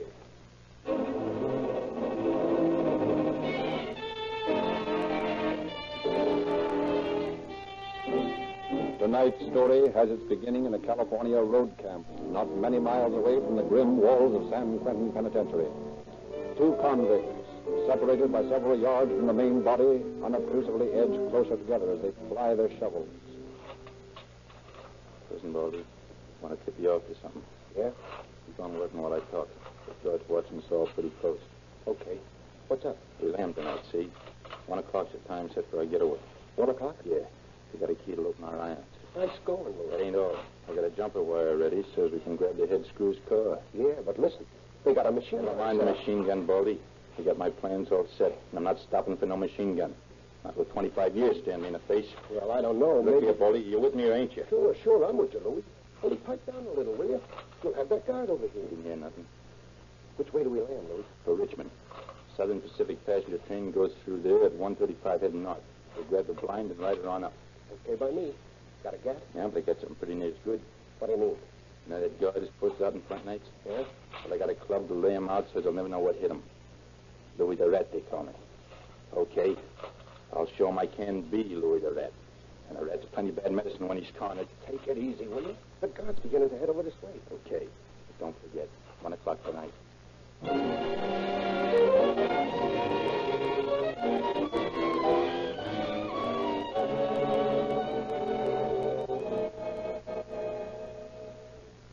Hey, Baldy. Yeah? You sleep? No, of course not. That you, Louis? Hold still. I'm going to unlock those irons. There. All right, now, follow me. But be careful not to make no noise. Okay. Let's go. Come on. Wait. I want to look out and see if the coast is clear. Yeah. Now look over there towards the road. You see that guard? We'll sneak up on him through that weed patch. What if he sees us come out this door? He won't. We'll wait till he turns his head. And we duck up fast and close the door behind us. Look. He's starting to turn the other way. Ready, Louis? Okay. Come on. Down. Get down, quick. Wait. Yeah. It's okay. He didn't see us. Louis, somebody's coming around the corner. Hey, what's going on there? Get your hands up before I... You don't. You won't. Screw, huh? Well, that'll teach him to go sneaking around the camp at night. Louis, the guard spotted him. Yeah, so what? I got a gun now, too.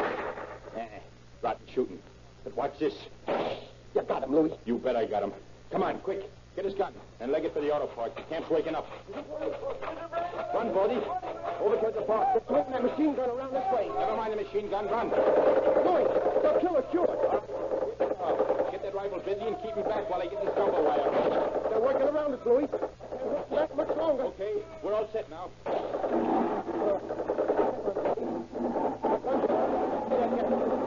Never mind this yet. We need it later. Around ahead.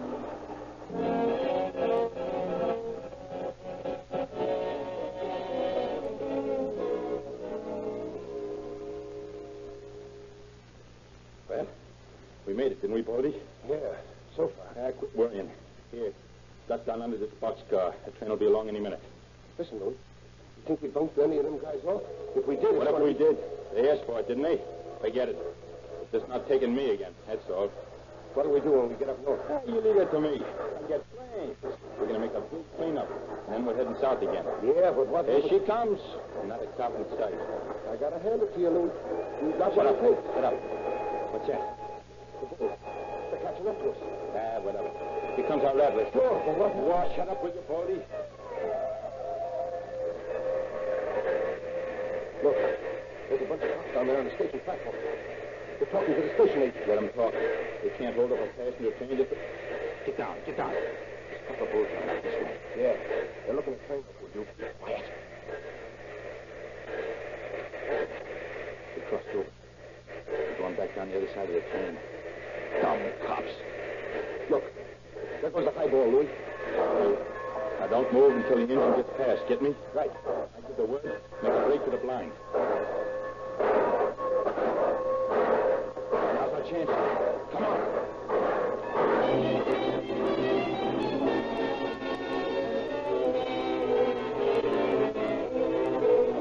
And so Louis Hagen, alias Louis the Rat, and his accomplice, Baldy Smith, make good their escape from the convict road camp.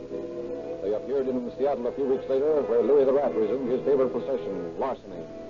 Even though it had cost him 2 terms in both the Kansas and Missouri state penitentiaries, another Leavenworth, a vicious record and a vicious criminal. Now in Portland, Oregon. Well, let's see. I guess we got everything out of the van now but that electric refrigerator. Yeah. Well, look at the size of it, Louis. I wish we had a third guy to help us. Oh, what's the matter, Baldy? You getting puny? If we had a third guy, I'd want a third of the cut, too. Yeah, I've had a backache ever since we started this racket. I wasn't going to be no furniture mover. Quit beefing, will you? Come on, give me a hand. We got to get this thing up onto the dolly. Okay. We'll lift this side together. I can kick the dolly under with my foot. You all set? Yeah. Okay. All right. Now the other side. Be careful not to let the dolly slip out when we lift it. Yeah. All right. That does it. The sure building refrigerator's heavy. Let's rest a minute. Rest a minute, nothing. We're going to shove this thing out to the van and scram away from here. What's the matter? Afraid the owner of the place will come back? No. The paper said he and his family was going to be away for a month. Besides, they're in Honolulu. Well, then what's the hurry? Just that there's no sense in strolling around and asking for trouble. We've been robbing houses while the owner was away for pretty near 2 weeks now. There ain't been no trouble yet. Sure, but things was different at first. Now some of them owners has come back and found their homes clean as a whistle. If you can believe the papers, they're squawking plenty. Boy, and when we rob them, they're robbed. Nothing left but the bare floors and the walls. Come on, let's get this refrigerator out to the van and shove off. You know, we still got a big job of unloading to do when we get to the warehouse where we keep the stuff. Yeah, that's right. Okay. Hey, go easy through that door. The less paint we scrape off these things, the better price we get for them.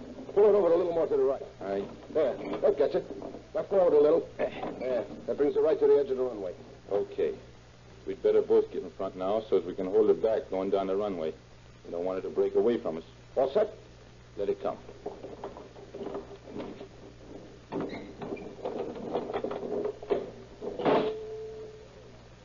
There. Well, now all we got to do is roll it down the driveway to the van, and we're all through. I'll take care of that. You pick up the runway over the back steps and bring it along. Okay. Hey, and you better close the back door. I already locked up in front. You sure we got everything? Yeah. There ain't even a curtain left the place. Now, let's go. Pardon me a moment, please. I noticed you've been moving the furniture out of that house. Yeah, what about it? Who are you? I live next door here. I didn't know the Frasers were moving. No, well, people do it right along. And so far as I know, most of them don't bother to ask their neighbor's permission. I've been perfectly civil to you. There's no need for you to take that tone. I don't like people who don't mind their own business. In a sense, this is my business. Just this morning, I had a cable from Mr. Fraser asking me to attend to some things for him. What's it got to do with me? Things he requested me to attend to showed he had no intention of moving. Have you thought that he just might want to store his stuff until he gets back? I hardly think he intended to do that either. What you think don't make no difference to me. I got my orders. Where are you taking this furniture? To a storage house. And now I got work to do. There's something mighty fishy about all this. I'm going to find out. Hey, Louis. Who's this guy we just talking to? It's one of them nosy neighbors. I've got a hunch he's going to call the cops or something. Come on, hurry up and help me get this thing into the van. We're getting out of here. You said it.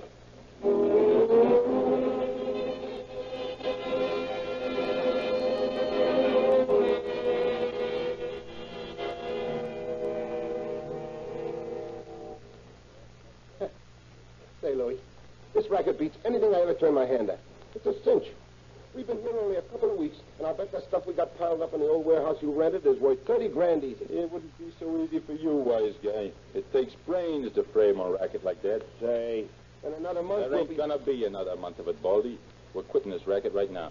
Quitting it? Yeah. Have you gone nuts, Louis? We're just getting I started. said we're quitting it. Now, look, Louis, use your head. The Why, we cops ain't- are getting wise to us.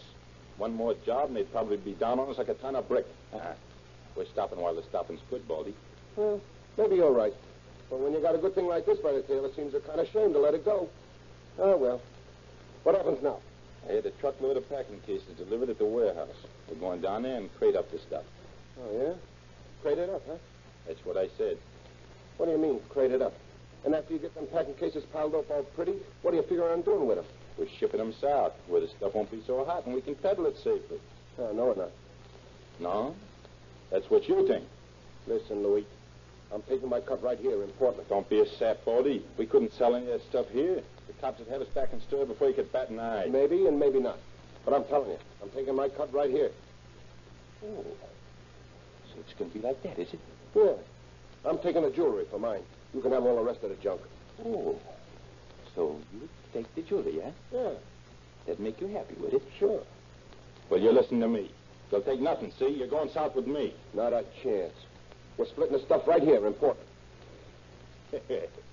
Why, Baldy, the first thing you know, you'll have me thinking you don't trust me. Sure, I trust you. Just about as far as I trust a water moccasin. You suppose I don't know how you come by that moniker, Louis the Rat? All right. All right, Baldy.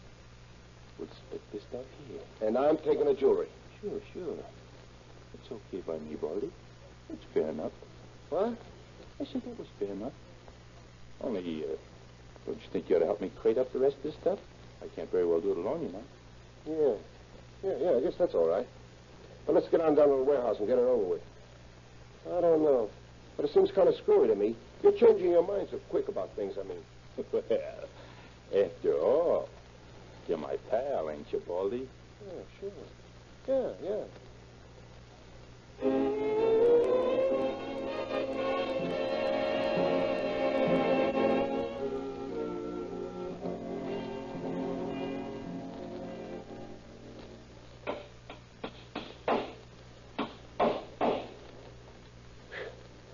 Well, there's the last case, all nailed up. And that tack's on the last shipping tag. Los Angeles, California. What are you going to do with all this stuff when you get it to Los Angeles? I'm going to open a high-class second-hand store, and my stock is in these crates. Louis the Rat running a store. That beats anything I ever heard. Good morning, ladies. Could I sell you a genuine Oriental rug at just about half a Cut it, Baldy. You ain't so funny. For Louis the Rat turning respectable. If that ain't funny, then I don't know what is. You heard what I said. Cut it. Okay. Don't get yourself on a ladder. Let's hurry up and get out the jewelry. I got to blow. You know, it's funny. I guess I didn't figure this job right. I got a packing case left over. One too many. So what? Who cares? Let's get at the jewelry. Okay. Yeah, the jewelry. Come on, I got to blow like I told you. You know, Baldy, I must be getting absent-minded. I made him at the jewelry. Yeah. What do you think I'm going to do? This cat may not look like a camera, but I'm going to take your picture with it just the same.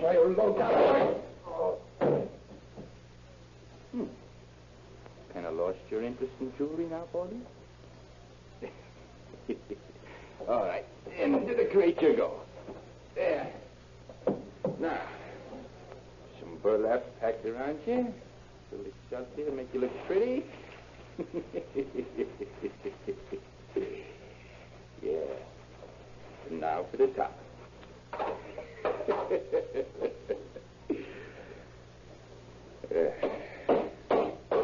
Louis the Rat. That's a good name, but I didn't like it the way you used it, Baldy. You know, better men than you have learned that a rat can fight. 30 grand you figure this stuff, huh? Well, it'll be 30 grand just for me. Now, we'll just tack a shipping tag on here. Let's see. Sure. Why not? The warden would be glad to have him back. I'll address it, Warden, San Quentin Penitentiary, San Quentin, California. It's just a little joke, Baldy. Too bad you ain't here to appreciate it. Yeah, who is it? 20th Century Transfer. Oh, okay, just a minute. You got some freight here to be picked up? Yeah, all these crates here by the door. Yes, sir. How about that other box? One standing over there by itself. Does that go too? No, just skip that one. I'm taking care of it myself. A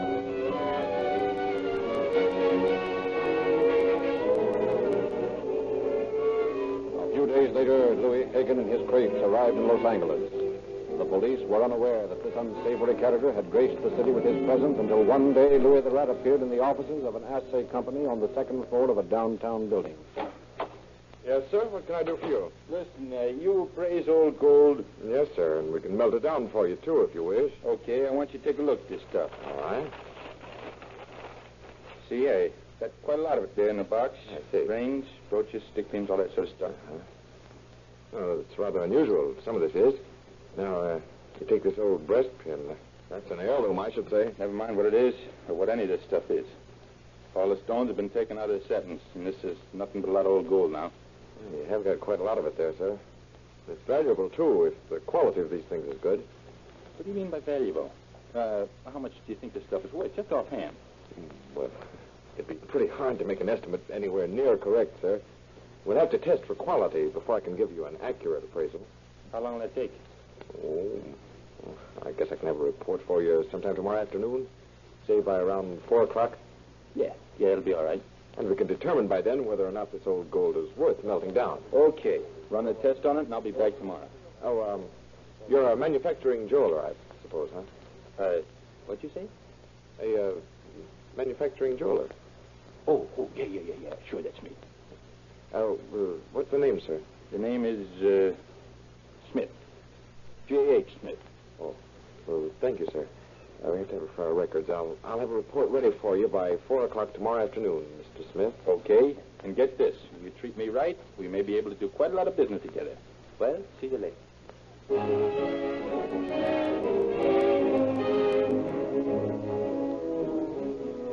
The suspicions of the clerk employed by the assay firm were instantly aroused by this strange collection of old gold. He immediately got in touch with Los Angeles police, and an hour later, Detective Lieutenant Paul Lee and Sergeant Barber were examining the contents of Louis the Rat's wooden box. Yeah, there's certainly something screwy about this, Lee. Look here, for instance, these fraternity pins and class pins. And here's an old brooch. A beautiful specimen of handwork. That's right. A good half of this collection is made up of heirlooms and pieces that are obviously keepsakes. Not the kind of jewelry that's melted down for its gold. Well, I've already formed my opinion. What's yours? Why, these things have been stolen, of course. Sure. A manufacturing jeweler is nothing but a thief. What I can't figure is none of these articles checked with our lists of stolen jewelry. Right, but our list concern only articles that have been stolen here in Los Angeles. I have an idea these things will be identified quickly enough when we look up Mr. J.H. Smith and found out where he came from. Uh-huh. Well, anyway, we'll be at that assay office tomorrow afternoon when he comes in to get his report. Huh? I'll say we will. Meanwhile, I'm going to take these things back over there and instruct the clerk to return them as they are. He can tell Smith they're brass or something. That's right. We'll need them the way they are if they're going to be any good as evidence. They'd be a big help in court after they were melted down, wouldn't they?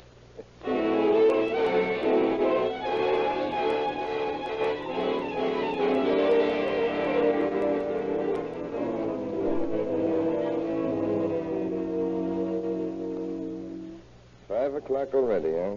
Begins to look like Smith wasn't going to show up, Barber. Well, we'll stick around until the office closes.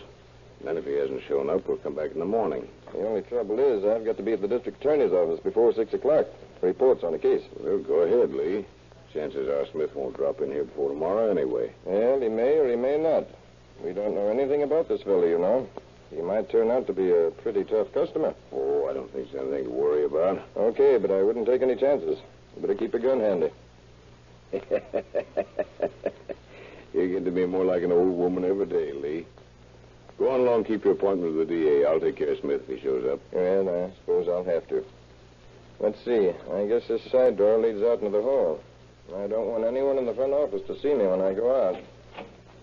Yeah? Leads into the hall, all right. So long, Barber. So long. Good luck. I'll give you a ring if anything happens. Okay. Do that, will you? It begins to look as if Mr. Smith wasn't going to be in this afternoon, sir. Oh. The other detective's gone, huh? Yes, he has some reports to make on another case. I'll see. You're all set on what you're going to tell this Smith in case he does show up, aren't you? Well, I think so, sir. I'm supposed to tell him that the articles are mostly brass and not worth much, huh? That's right. And say, maybe you better bring the package with it. Stuff in it back here. Okay, I'll do that. We'll leave the door open between here and the outer office, but that'll give you a chance to tell me anything you think I ought to know when you come back for it, you see? Yes, sir, that's right, it would. But, I was just thinking... Yeah? Well, will it be absolutely necessary for you to make the arrest in the office? You see, it might appear as... Oh, yeah, sure. Well, don't worry about that. You just let me know when he comes in. I'll slip out this side door here into the hall. I can catch him at the top of the stairs when he comes out of the front office. Well, thank you, sir. The firm is going to appreciate your concern, I'm sure. Well, that's all right. I'd figured on making the arrest out there anyway. Did I understand you say you closed the office at 6 o'clock? Yes, sir, that's right. Well, that's less than an hour to wait, then. Yes, sir. If you'll excuse me, I got to get back to the outer office. I got quite a lot of... Go ahead. I'll just sit back here and have myself a smoke.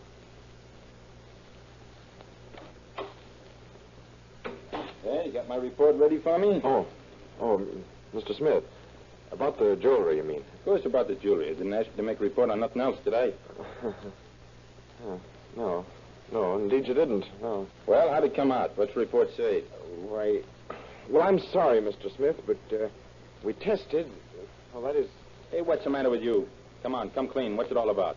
Well, you see, we give everything a most careful test. Will you quit stalling and say something that makes sense? Well, the truth of the matter is, sir, these articles they're mostly brass. Brass? Yes, sir. And, of course, it would be hardly worth your while to melt them down. So, you see... Brass?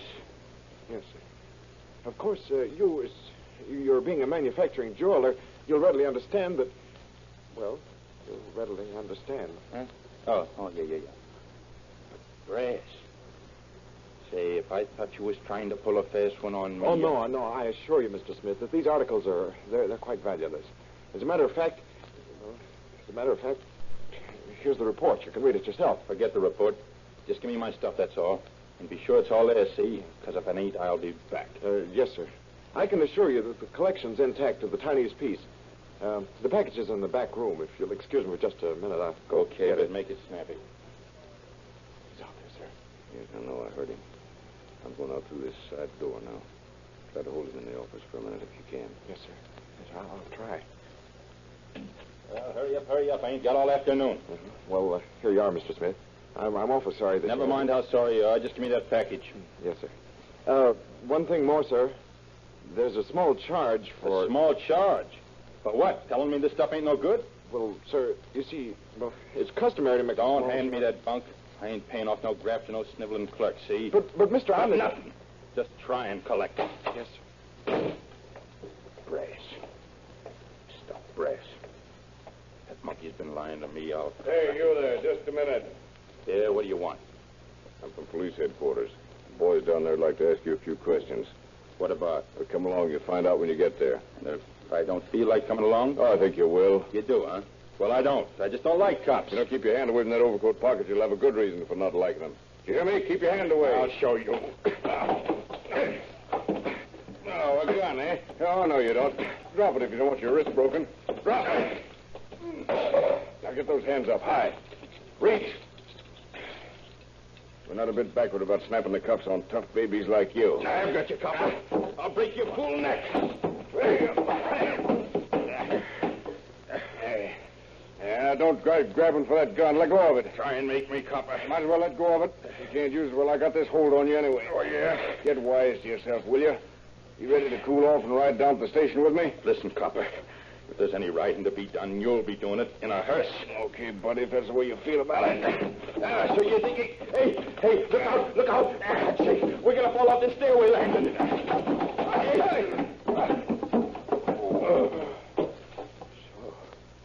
She landed underneath, did you? You dirty copper. You got what was coming to you. I hope it killed you. I got to lay him out of here. Stop, I tell you. Try and make me, copper. Stop or I'll shoot. Go ahead, shoot. Kill the guy. Too bad, buddy. But you asked for it.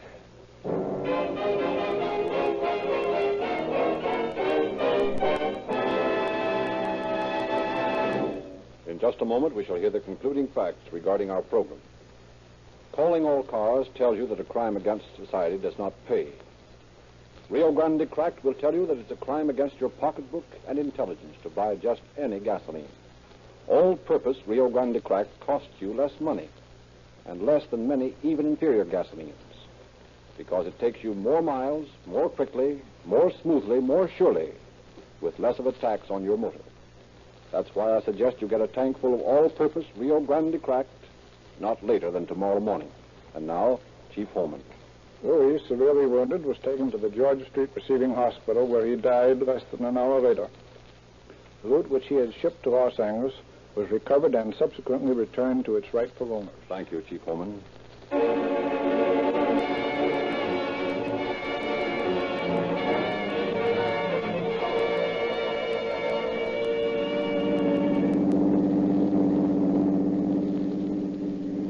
Police calling all cars. Attention all cars. A cancellation of broadcast 294 regarding an escaped convict. The suspect in this case was killed resisting arrest. And that's all. Over.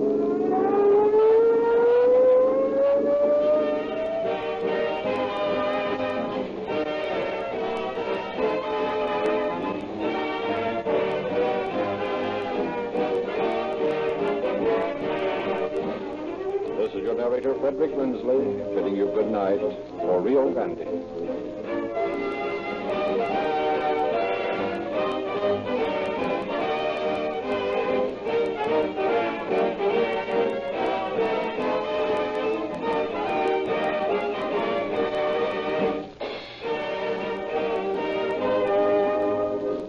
Next week at this time, Rio Grande will present the case of the 26th wife.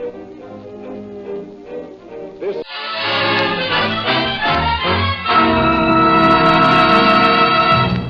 The makers of Chase and Sanborn Coffee, the superb blend you know is fresh, present the Chase and Sanborn Hour.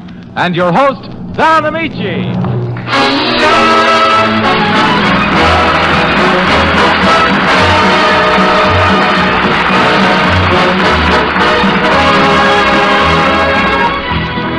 This is Don Amici calling the roll for another Chase and Sanborn Hour and bringing you the greetings of those present. Nelson Eddy, Dorothy Lamour, Robert Armbruster and the Chase and Sanborn Orchestra, and our two super special guests, Miriam Hopkins and Alan Mowbray. Say, Don. Yes, Dottie. I wonder what my little sweetie pie Charlie is up to on the high seas to Honolulu. Well, my guess, Dottie, be that his ears are glued to the captain's radio to see what we're up to. I'll bet he's driven the captain to nervous prostration by this time. Yeah, how right you are, Nelson. You know, Charlie sent us a radiogram, fellas. He did? What'd he say, Don? Well, I'll just read it to you. Quote, "From the brig, I was innocent, so help me." That's a McCarthy beginning, all right. The scenery from this boat is beautiful, even though the bars of this cell get in the way. Bergen says I deserved it, but could I help it if I pulled the wrong cord and the boat went backwards? The captain is a hard man to do business with. Remember, I'll be talking to you guys next week from the land of Wicky Wacky, signed Woo Woo Charlie. Say, that's a great message, Don. Wait a minute, there's a P.S. P.S. Bergen paid for this radiogram, that's why you got it collect. C. Mick C. Isn't he cute? Yeah, very cute. And I'll tell you how much it's going to cost you for this radiogram later. May I say to all of you, including Charlie Collect McCarthy, that we hope you will enjoy our show and that throughout the week you'll remain our friends as well as friends of Chase and Sanborn. In the land of Down Under, Australia, the wide rolling prairie is called the bush. But the men out there who ride the range and round up the cattle are as vigorous, colorful, and lusty-voiced as our own American cowboys. Nelson Eddy sings the Stock Rider's Song.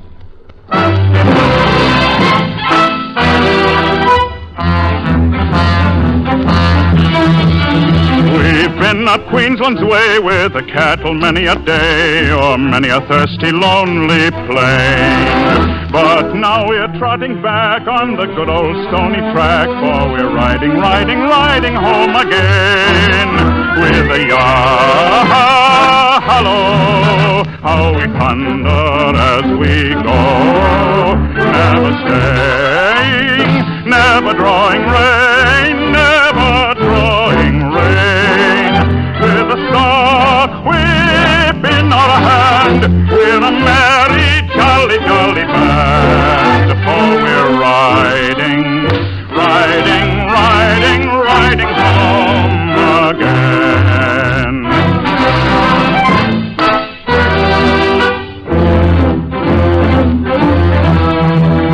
We've journeyed many a road and we've carried many a load. We've waded many a washy creek.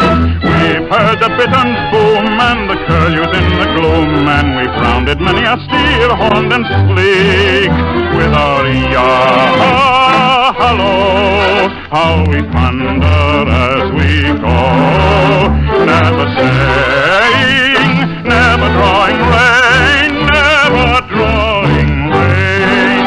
After storm and dust and heat, now we're singing in the sea. Oh, we're riding home again.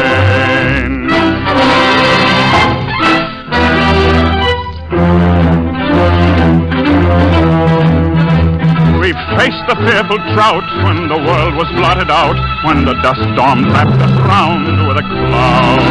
We've staggered thin and dumb past the blackened Russian gun, and we're almost prey to heaven for a shroud. But it's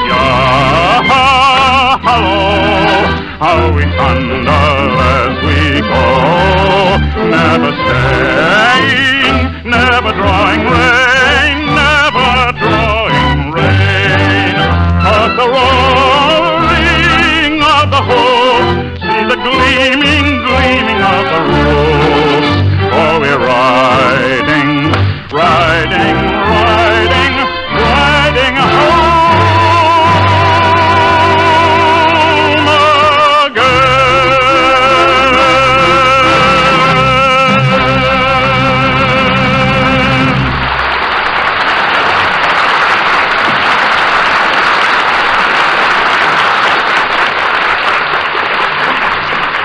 The perfect wedding of words and music is accomplished in Guy Dodlow's composition, Because.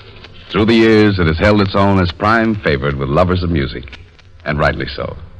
Nelson Eddy sings it.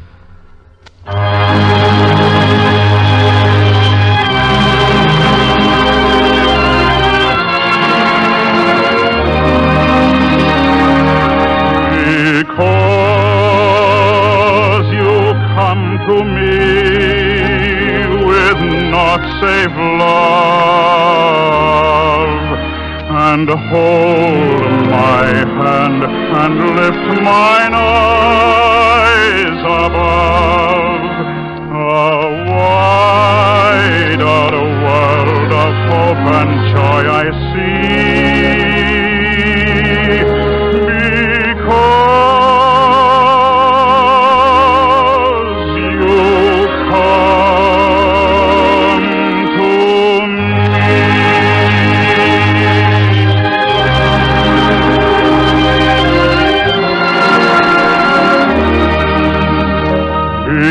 Because you speak to me in accents sweet, I find the roses waking round my feet, and I am led through tears and joy to thee. Because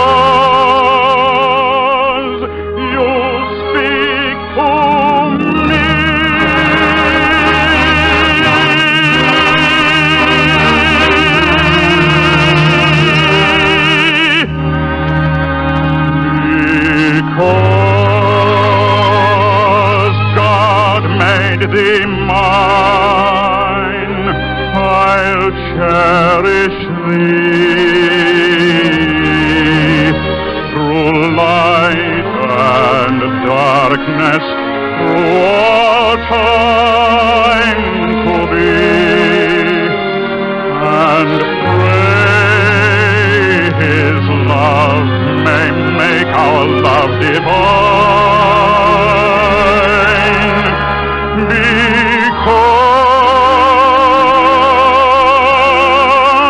Because God made thee mine.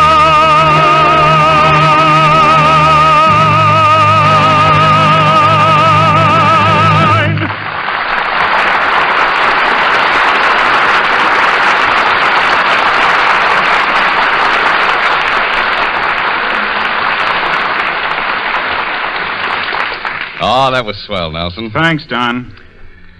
Well, Charlie isn't here, is he? no, Charlie isn't here, is he? Well? Well?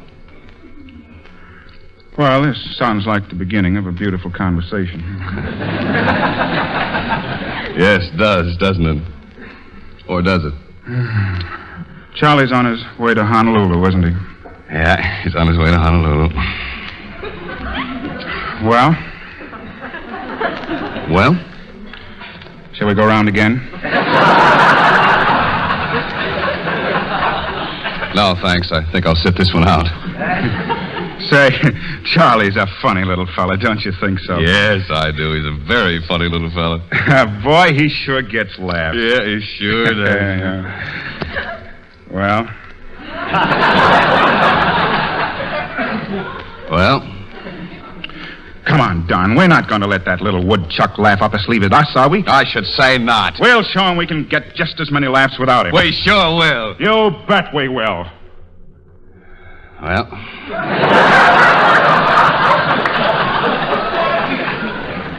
Well. Okay, let's begin. Okay, let's. Okay. Okay. Oh. As far as we can take that. Yeah. All right, Nelson, I'll stand in for Bergen and you stand in for Charlie McCarthy. Oh, well, why can't I do Bergen? Don, are you insinuating that I'm... No. I just thought your voice is better suited to do Charlie, that's all. Well, what's the matter with my voice for Bergen? Isn't it good enough? Oh, your voice is good enough, sure, but can you throw it? Can you? I've been throwing it for years. You certainly have. Oh, well, now, look, Nels, let's keep personalities out of this, huh? All right. I've decided to take the part, Don. I'm Charlie. Okay, I'm Bergen. Is my hair on straight? All right, put up your knee, Don. Yeah, all right, here. Hey, what are you doing, Nels? Well, I'm just going through with this thing. I'm climbing on your knee. Wow, do you weigh? Say, are you comfy, dear? Yes, I am, Lammy Pie. Boy, have you got sharp knees. Hey, look. Look, Nels, I think you better sit on Charlie's stool instead, huh? Why, this little high chair? Yeah, that's it. Go ahead. Oh. You know, I don't think you made that. Oh, I know I didn't. I'll take your knee again. It's the lesser of two evils. Okay, now we're ready. Tell me, Nelson, Charlie, Eddie McCarthy, what have you been doing the past week? Have you been getting into trouble as usual?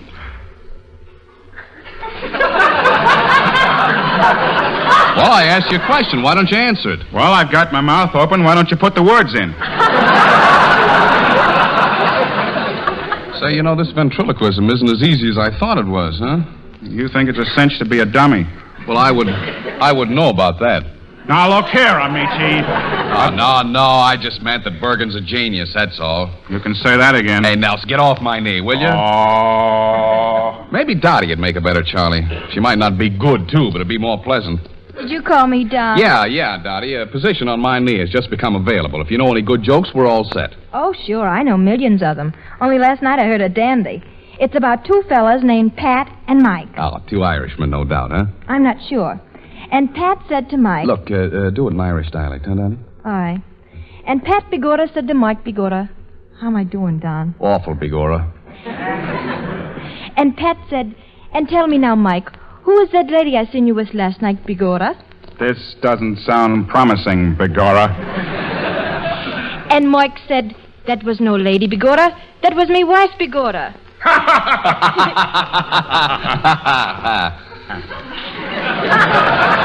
Don't you like it, Don? Oh, yeah, sure. I've always liked it. That isn't the way I heard it.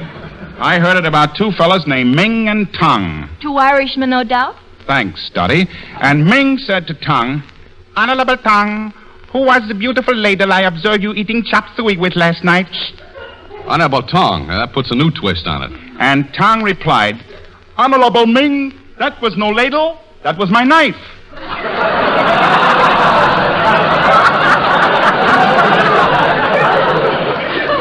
Likey? Confidentially, it's smelly. And anyway, that isn't the way I heard it. It seems there were two fellas, Tony and Pasquale. Two Irishmen, no doubt. Yeah. And Tony said to Pasquale, says, say, Pasquale, tell me something, will you? Who's that the bambino what I see you hanging around with the last night? And the Pasquale said, that's not the last night, that she's my cousin. Well? Well? So long, fellas.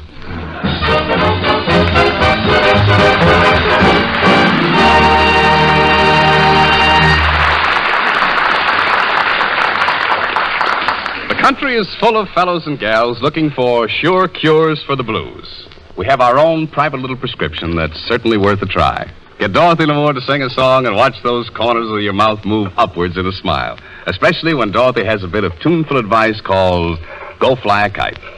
All right, Dottie, let her loose, huh?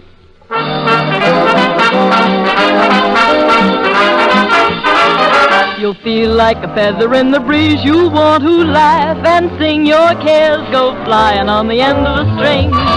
Go fly a kite and tie your troubles to the tail. They'll be blown away in a merry gale. Go fly a kite and toss your worries to the wind. And they won't come back, they'll be too chagrined. Go on, make friends with the sky. Have a talk with the sun. It's the bright way to live, if you'll pardon the pun. Go fly a kite and you'll imagine you're a king. 'Cause you've got your world on a piece of string way up in the sky. Troubles go flying away up high. When your heart is happy, there's no need to sigh. Go fly a kite and tie your troubles to the tail. They'll be blown away by a merry gale. Go fly a kite and toss your worries to the wind. And they won't come back, they'll be too chagrined. Go on, make friends with the sky. Have a talk with the sun. It's the bright way to live, if you'll pardon the wisecrack, I mean the pun. Go fly a kite and you'll imagine you're a king. 'Cause you've got your world on a piece of string. Just do as I say, and all your cares and woe will fly away.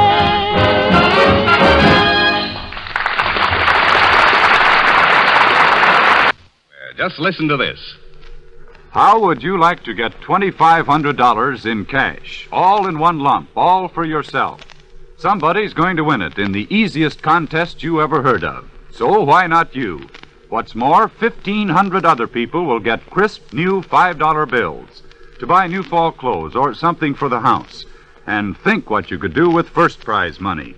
Get a new car, send your son or daughter to college, or start buying a home of your own. And that's only one of 1,501 prizes, with duplicate prizes in case of ties. Now, all you do is tell us why you changed to Chase and Sanborn dated coffee in the new silver package. Was it because of the silver package itself, or the richer flavor, or maybe you changed to save money, or because you know this blend is freshly roasted? There are plenty of reasons for changing to dated coffee, so many that during recent years, more people have changed to it than any other blend. Now, whether you changed in the past or make the change tomorrow, it's easy to win. Just take the dated front from a Chase and Sanborn silver package and write on the inside, "I changed to Chase and Sanborn coffee because," and then finish that sentence clearly, frankly, and originally in 25 words or less, and mail it to Chase and Sanborn, 420 Lexington Avenue. That's 420 Lexington Avenue, New York City. The contest is open to everyone in the United States. If you missed any instructions, I'll repeat later. Remember, buy Chase and Sanborn dated coffee in the new silver package and enter this easy contest tomorrow.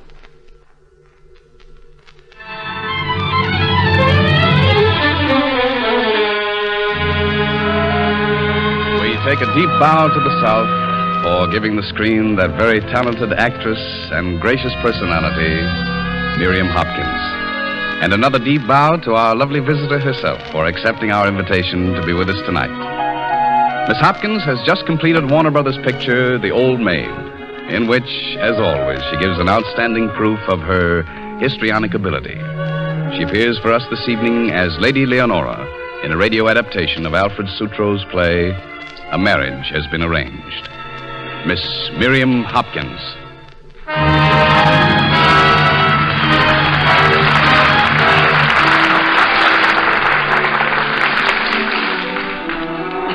Scene, the country house of the Duchess of Moreland near London. A dance is in progress, but a man and a girl have left the ballroom for the quiet of the garden. We find them there, Lady Leonora, daughter of the Duchess, and her companion, the fabulously wealthy Alessandro Riccardi. For a moment, neither speaks. Ah, this is the place. Very quiet, secluded, romantic. Music in the distance. All very appropriate and sentimental. A full moon, a devoted admirer. Oh, I'm afraid the whole setting is almost too perfect. Too perfect, Lady Leonora? Is that possible? Well, perhaps I should have said too obvious. Oh, but why should it be obvious? There's nothing to conceal, certainly. The Duchess... Observe how fondly my tongue trips out the title. The Duchess smiles so sweetly on us as we left the ballroom, as if to say, there will be a notice in the Morning Post tomorrow. A marriage has been arranged between... Aren't you taking a little too much for granted, Mr. Riccardi? Because I haven't yet proposed? I think not. Since I know you'll accept Since... me. Why, of all Careful, Lady Leonora. Mustn't lose your temper. Mr. Riccardi, I've met men with little breeding. Men who seem to feel there was a virtue in being insulting. But in all my life, believe me, I've never seen anyone so completely arrogant, so contemptuous, so smugly self-complacent. But I have a fortune, Lady Leonora. Crude of me to remind you of it, but I feel sure it will more than compensate for my less fortunate qualities. Do. Please sit down before I make you the formal offer of my hand and fortune, which amounts to a little over 3 millions. Between 6 and 7, I'd heard, pounds sterling. Only 3 at present. But we must be patient. Patience is hard, Mr. Riccardi, considering the fact that you have already dropped 3 millions in my estimation. At least you're truthful. But now, before throwing myself at your lovely feet, I think you should know something of the man you're about to marry.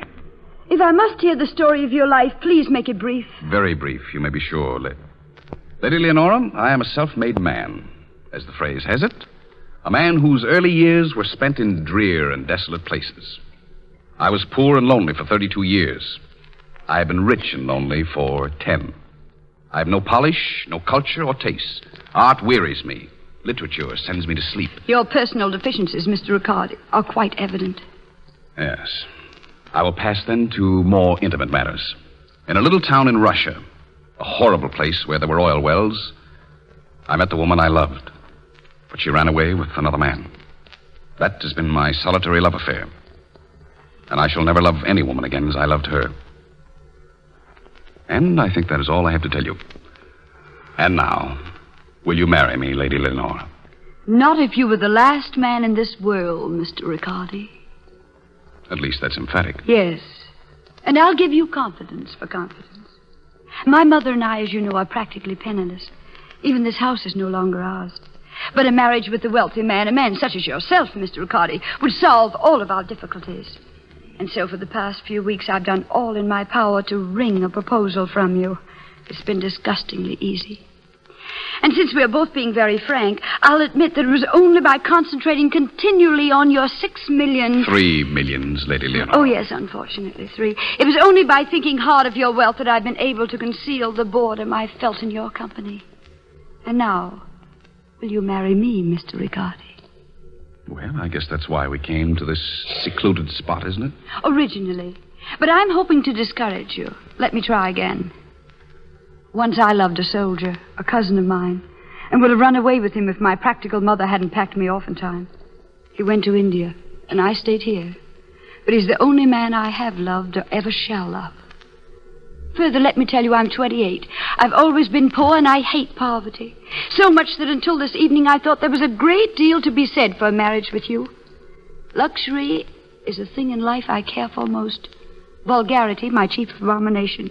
And to be frank, I consider you the most vulgar person I've ever met. Will you still marry me, Mr. Riccardi? Why not? Well, I should think that it would be evident by now that I wouldn't marry you for any amount of money. Lady Leonora, had it not been for my somewhat eccentric preliminaries, you would have accepted me, would you not? If I'd said to you timidly, Lady Leonora, I love you. I am a simple, unsophisticated person. Will you marry me? You would have answered, yes, Alessandro, I will. We have been frank, Mr. Riccardi. Now you're becoming impertinent. When a woman deliberately tries to wring an offer of marriage from a man whom she doesn't love, she deserves to be spoken to as I have spoken to you, Lady Leonora. Love? Aren't you being a little old-fashioned? You've been good enough to tell me of your cousin, whom you did love. And if I have? You would have married him if your mother had not prevented it before he went to India. I most certainly would. So you see that at one time you thought differently about love. You were very fond of him? I was extremely fond of him. I was very young. If I'd been he, mother or no mother, money or no money, I would have carried you off. It must be pleasant to be loved by you, Lady Leonora. Oh, well, next to being king, it is good to be maker of kings. Where is his cousin now? He's still in India. Why? I will put him in a position to marry you.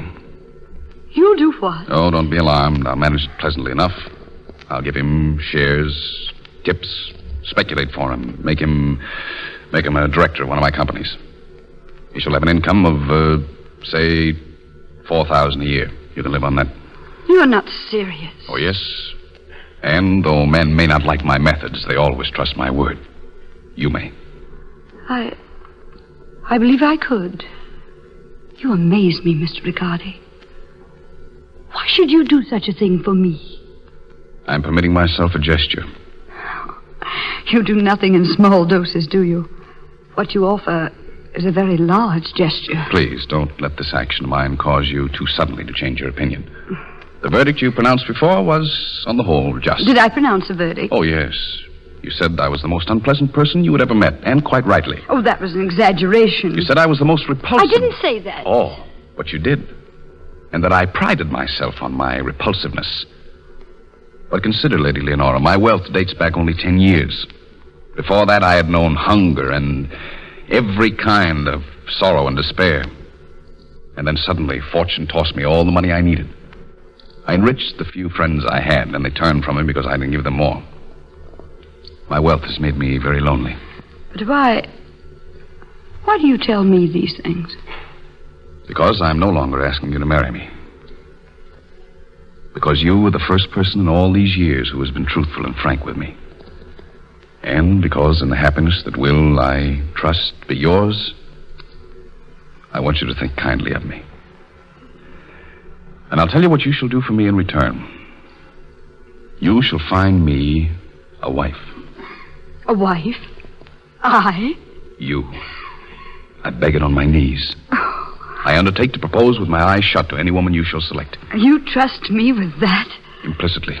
And if I do, will you treat her to the little preliminaries with which you favored me? No.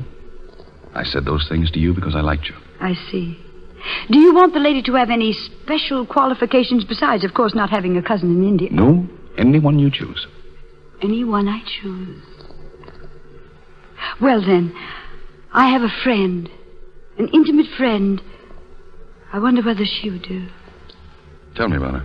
She and I made our debut the same season, like myself. She's recently been her mother's despair. Because she is not yet married? Married, yes. Tell me more of your friend. Well, she's outwardly rather hard, and I suppose she's a little bitter. There hasn't been very much happiness in her life. And there's one episode in her past that I feel she'd like you to know. If you aren't betraying her confidence? Oh, no. She loved a man years ago very dearly. They were too poor to marry, but they vowed to wait. Within 6 months, she learned that he was engaged to a fat and wealthy widow.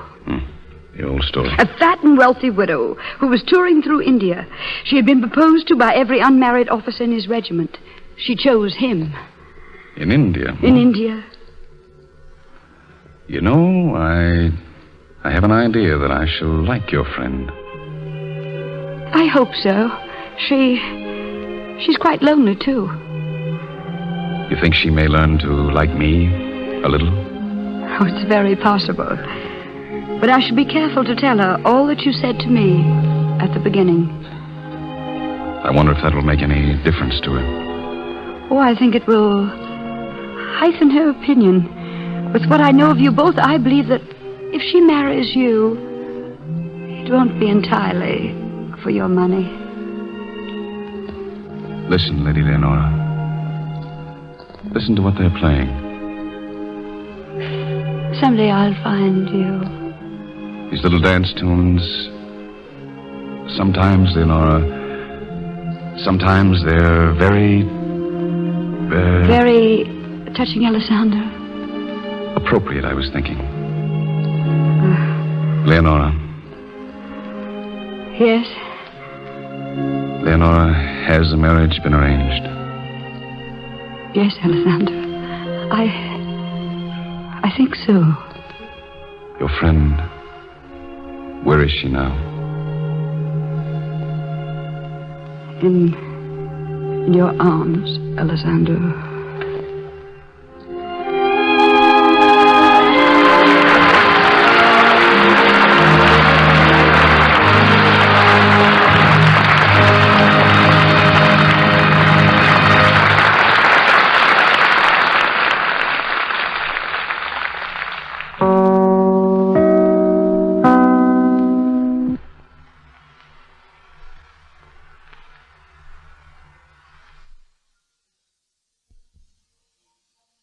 Nelson?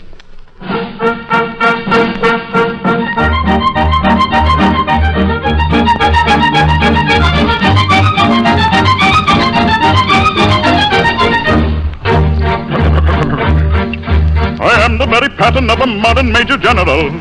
I've information, vegetable, animal, and mineral. I know the kings of England, and I quote the fights historical, from Marathon to Waterloo in order categorical. I'm very well acquainted too with matters mathematical. I understand equations both as simple and quadratical. About binomial theorem, I'm teeming with a lot of news. Oh, I have to find a rhyme for lot of news. I've got it. With many cheerful facts about the square of the hypotenuse. Many cheerful facts about the square of the hypotenuse. Many cheerful facts about the square of the hypotenuse. Many cheerful facts about the square of the hypotenuse. I'm very good at integral and differential calculus. I know the scientific names of beings and animalculus, but still in matters vegetable, animal, and mineral, I am the very model of a modern major general. Still in matters vegetable, animal, and mineral, he is the very model of a modern major general. I know our mythic history, King Arthur's and Sir Caradox. I answer hard acrostics, I've a pretty taste for paradox. I quote in elegiacs all the crimes of Heliogabalus. In conics I can floor peculiarities parabolous. I can tell undoubted Raphaels from Pterodaus and Zoophanes. I know the croaking chorus from the frogs of Aristophanes. Brick-a-kicks. Then I can hum a fugue of which I've heard the music's dinner for. Oh, dear, there's one that's very, very difficult. I have it. And whistle all the airs from that infernal nonsense pinafore. Whistle all the airs from that infernal nonsense pinafore. Whistle all the airs from that infernal nonsense pinafore. Whistle all the airs from that infernal nonsense pinafore. Then I can write a washing bill in Babylonic cuneiform and tell you every detail of Caractacus's uniform. In short, in matters vegetable, animal, and mineral, I am the very model of a modern major general. Still in matters vegetable, animal, and mineral, he is the very model of a modern major general. In fact, when I know what is meant by mamelon and ravelin, when I can tell at sight a chassepot rifle from a javelin, when such affairs as sortie and surprises I'm more wary yet, and when I know precisely what is meant by commissariat, when I have learnt what progress has been made in modern gunnery, when I know more of tactics than a novice in a nunnery, in short, when I've a smattering of elemental strategy. Oh, dear, I think I'm trapped. No. You'll say a better major general has never sat at Say a better major general never sat at Say a better major general never sat at Say a better major general never sat at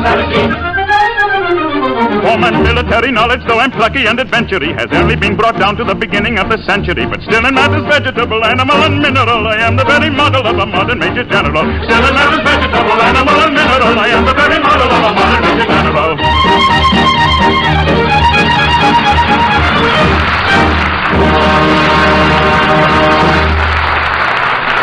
Still carries on. It is a pleasure to welcome back Cupid's cat's paw, the very British, chin-up stout fellow, Mr. Alan Mowbray.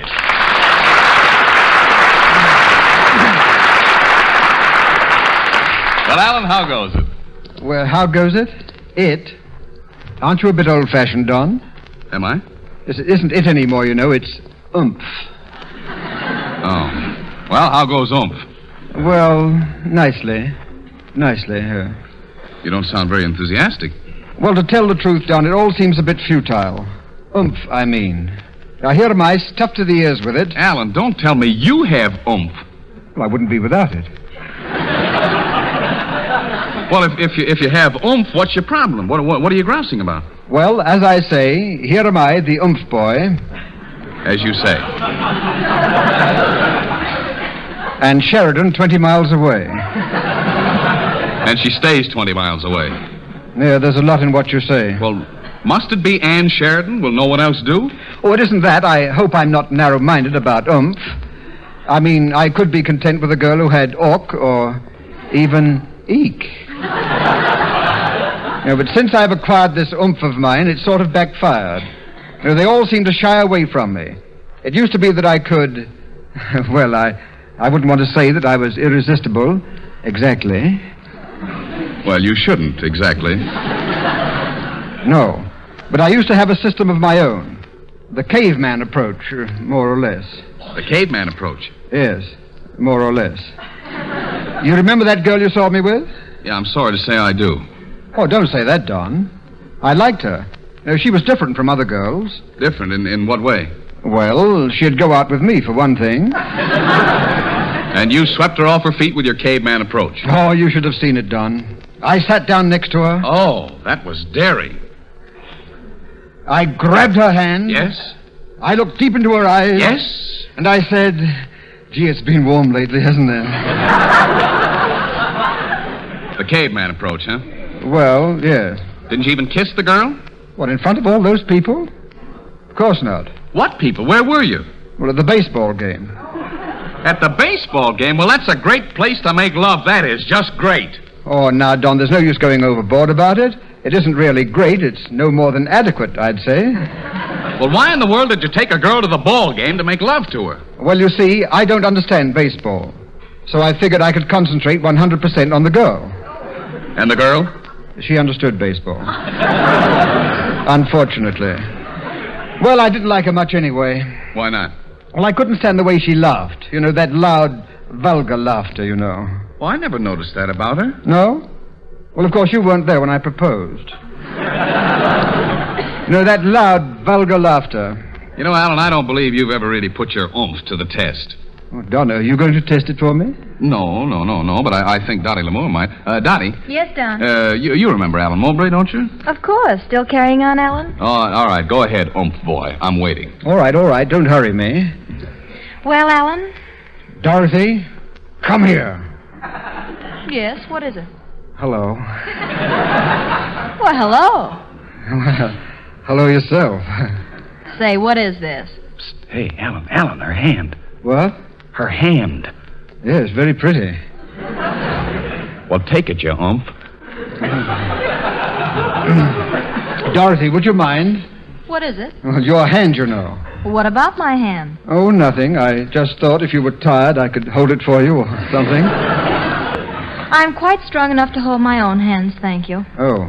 Do you get much of a thrill out of that? What are you talking about? Oh, love and things and sort of. What do you mean? Well, I mean, wouldn't you like to go with me to some quiet spot where we could sit together and look at the moon? No, thanks. I've seen the moon. Oh. Well, of course, it wouldn't be very interesting for you then, would it? No. Oh. So now, if you'll excuse me. Yeah, certainly. Run right along. Well, Alan, how did you do? Well, what did you expect? The girl's jaded. She's blasé. No thrills left for her. She's seen the moon. In other words, you didn't get anywhere, Well, that's one way of putting it, yes. Oh, well, don't be too sad about it, Alan. No, I'm not. She's the one that should be sad. If she had only listened. What would you have said? Dorothy, I would have said... You hear that throb in my voice, Don? Dorothy, light of my life, window of my soul, in you the morn rises, the sun sets, and the dawn comes up like thunder out of China across the bay. Unquote.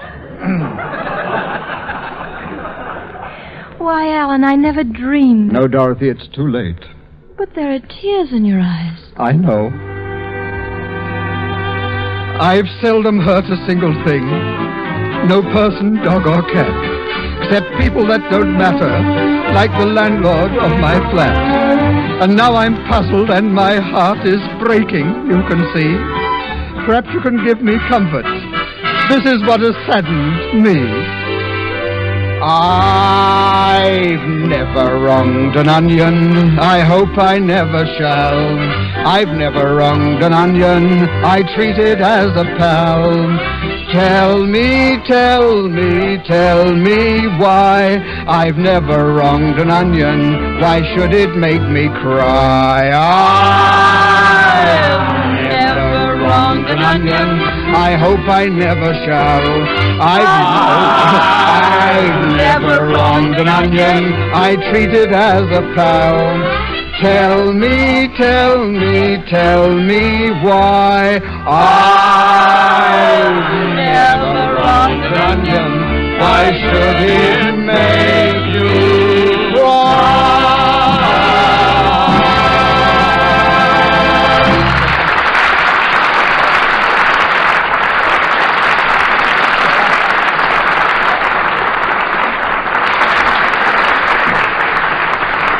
When collaborators Benny Davis, Tommy Dorsey, and Ted Shapiro get together, you can be certain that there will be new music in the air. Music that's singable, swingable, and popular. They've just come out with a brand new song entitled To You, which shows all the evidences of becoming a real hit. It's a hit with us, and I hope that after you hear it, you'll like it too. Robert?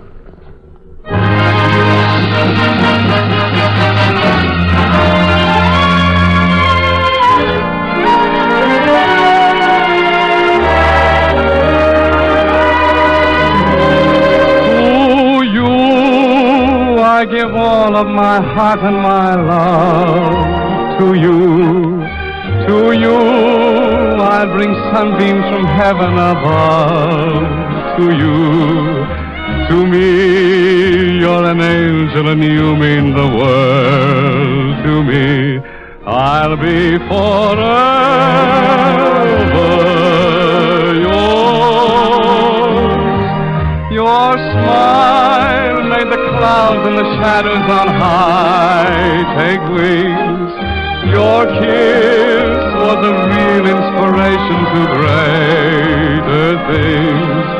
My dreams, I'm so thankful and grateful to say, came true. I owe it all to you.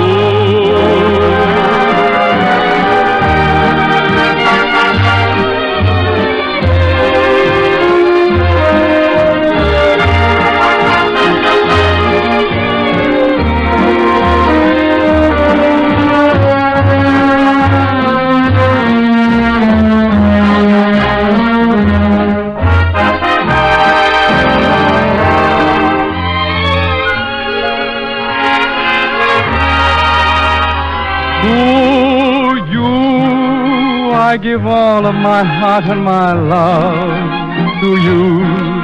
To you I'll bring sunbeams from heaven above. To you, to me, you're an angel and you mean the world to me. I'll be forever yours. Your smile made the clouds and the shadows on high take wings. Your kiss was a real inspiration to greater things. My dreams, I'm so thankful and grateful to say, came true. I owe it all to you.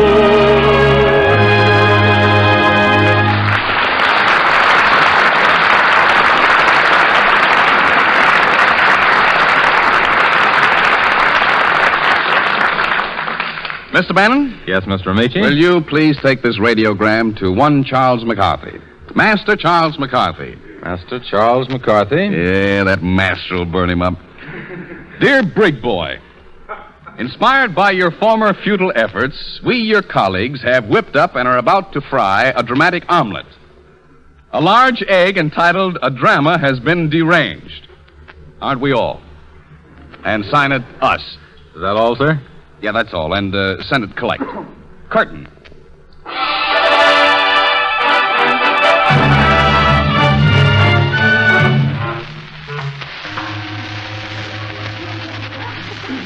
See, in the country house of the Duke of Mowbray, gravy on the waistcoat, a ball is in progress, and out upon the fragrant night air waft the strains of a romantic waltz.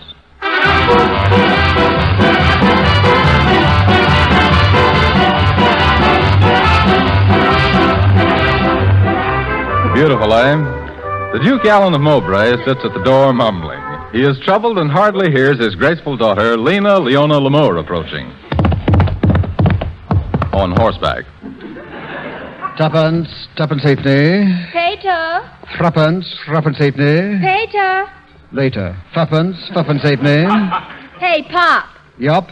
Oh, there you are, Lena Leona, my dear. On all fours. Threepence halfpenny. Father, I want to talk to you. Go away, I'm counting the gate. Threepence halfpenny. No, this ball's a flopperoo. Father, I came here to tell you that I have decided. I won't do it. And I say that you shall. But, Father, I don't want a crown. Your whole future depends upon it. I insist that you shall have a crown. But none of the girls in my set have crowns. Quiet, child. Tomorrow you go to the dentist and have it put in. Begging your pardon, sir.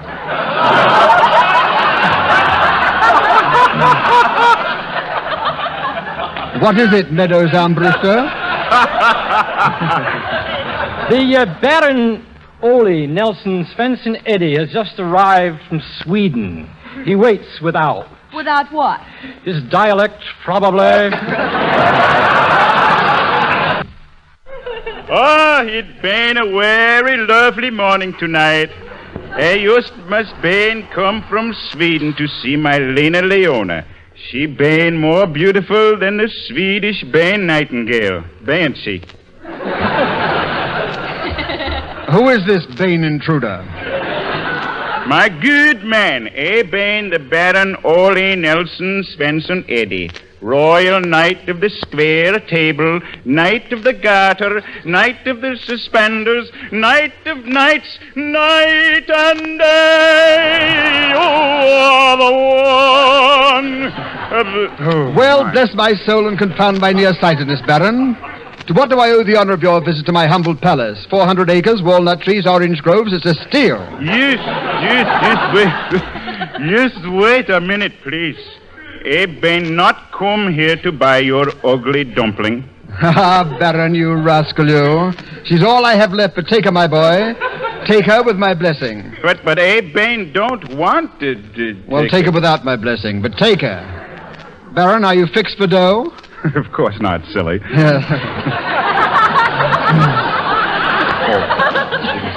That was silly of me. Any references? I used to ask you to do me the kindness once. And listen, once. Would you? Once. I'll listen. Once. Bane did not come for your daughter's hand.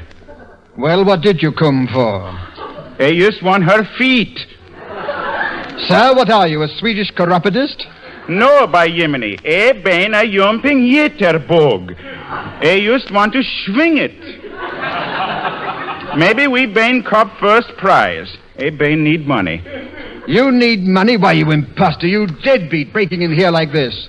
Throw the big Bane out, Meadows. Very good, sir. Now, where was I? Tuppence halfpenny. Your Highness, there's another gentleman waiting to see you. Well, who is he? He claims to be the Count de Gazzola. Well, show him in. What have we got to gain? Announcing the Count de Gazzola. That's me. Head of yourself to the station. Let's not waste time. Do you or do you want to marry my daughter? Sure, Pop. Well, just for the records, what's your name? My name is Giuseppe Emilio Giovanni Francesco Paolo Riccardo Pietro Salvatore Roberto Amici Gazzola. We fix flats. Is that your first name? Oh, no. That's just my nickname. Well, that's far enough. Have you royal blood? My blood, she's so blue, I'm a freeze up. Then you do come from a royal family. Oh, sure. I'm a closer relation to the Duke of Francis. Oh, so? How are you related to him? Well, you see, it's like this, Chief. My dog is his dog's brother. Well, that's close enough. You do want to marry my daughter, don't you? Sure, if the price is right. Well, if things go right, my daughter is due to inherit $10 million. That is, if her uncle dies first. Don't you worry, I'll fix that. Oh, Lena Leona. Yes, Pater. I want you to meet your next husband. Oh, how nice. What's his name? His name is Giuseppe Emilio Giovanni Francesco. You take it from there. My name is Giuseppe Emilio Giovanni Francesco Paolo Ricordo Pietro Salvatore Roberto Amici Gazzolo, just to call me Joe. You're very handsome, Joe. I might even learn to like you. Oh, sure thing, kid. Now let's get married right away, huh? Oh, I don't know. Oh, come on. It'd be good to support.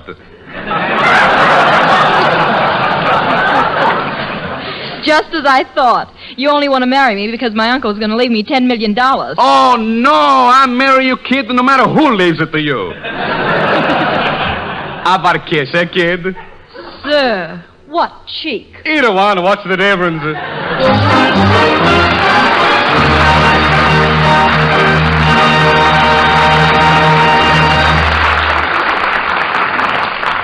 And now a friend of ours is waiting for this opportunity to tell the latest and most exciting news. Exciting news is right. Somebody's going to win $2,500 in a big new easy contest. Think what you could do with that much money all in one lump. Start building a house, go around the world, or set yourself up in a business of your own. You can make your dreams come true. But that's not all. There are 1,500 other prizes of $5 each. Crisp, new $5 bills. And the contest is easy. Is your pencil handy? Tomorrow, take the dated front from a pound of Chase and Sanborn dated coffee in the new silver package. On the inside, write these words. I changed to Chase and Sanborn coffee because.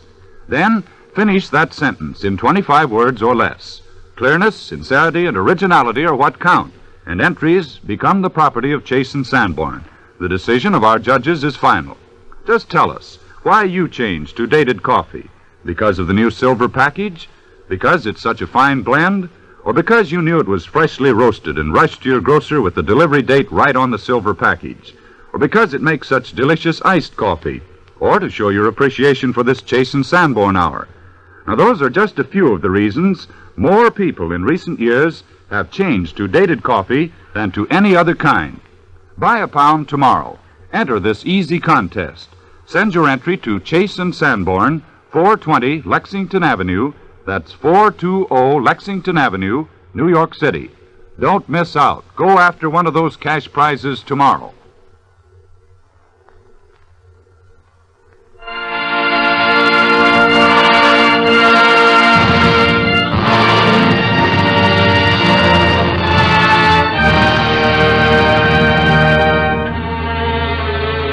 Nelson Eddy and the chorus give voice to the impressive and thrilling prayer from Wagner's opera Lohengrin, O King of Kings.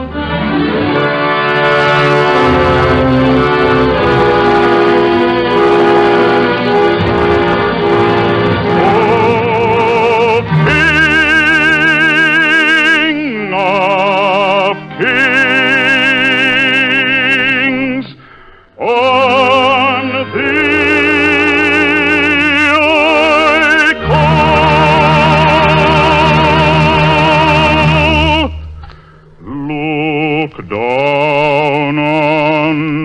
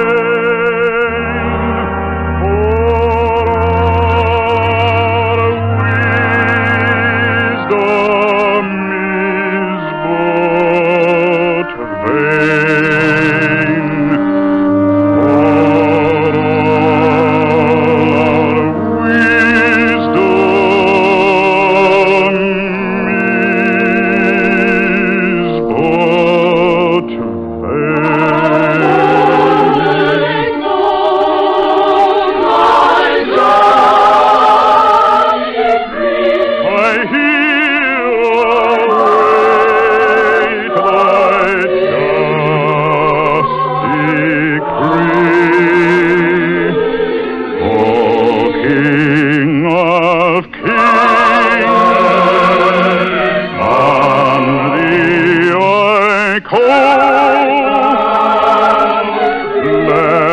not my honor tarnished be.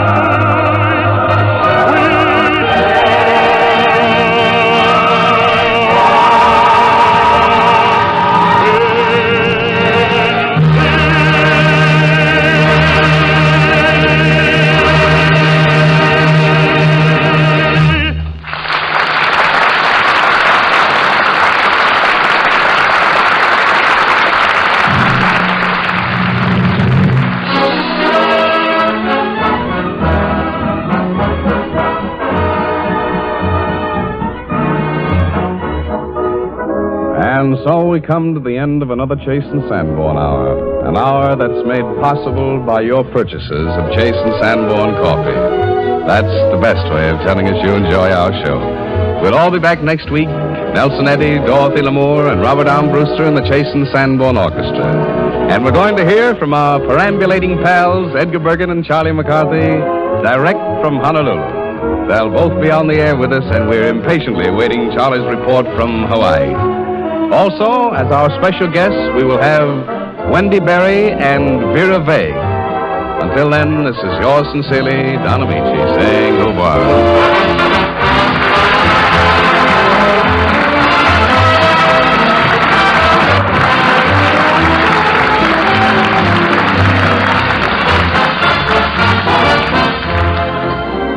Don't forget, the cities of New York and San Francisco are making it easy and pleasant for you to visit their two great fairs. In both cities, accommodations for visitors are splendid and reasonably priced, and there's a hearty welcome awaiting you. At the fairs themselves, don't miss the special Chase and Sanborn attractions. At San Francisco's Golden Gate Exposition, visit our colorful House of Hospitality. In New York, see the magnificent Standard Brands building, featuring our great outdoor marionette show with puppets of Edgar Bergen, Charlie McCarthy, Don Amici, and Dorothy Lamour. It's fun, it's free, and you're always welcome. Next week, another big Chase and Sanborn Hour. From Hollywood, Don Amici, Nelson Eddy, Wendy Barry, Dorothy Lamour, Vera Vague, and Robert Armbruster in the Chase and Sanborn Orchestra. And from Honolulu, Edgar Bergen and Charlie McCarthy.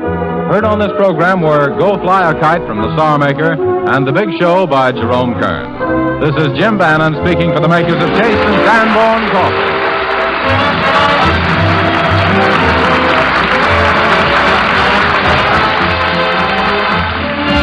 This is the National Broadcasting Company.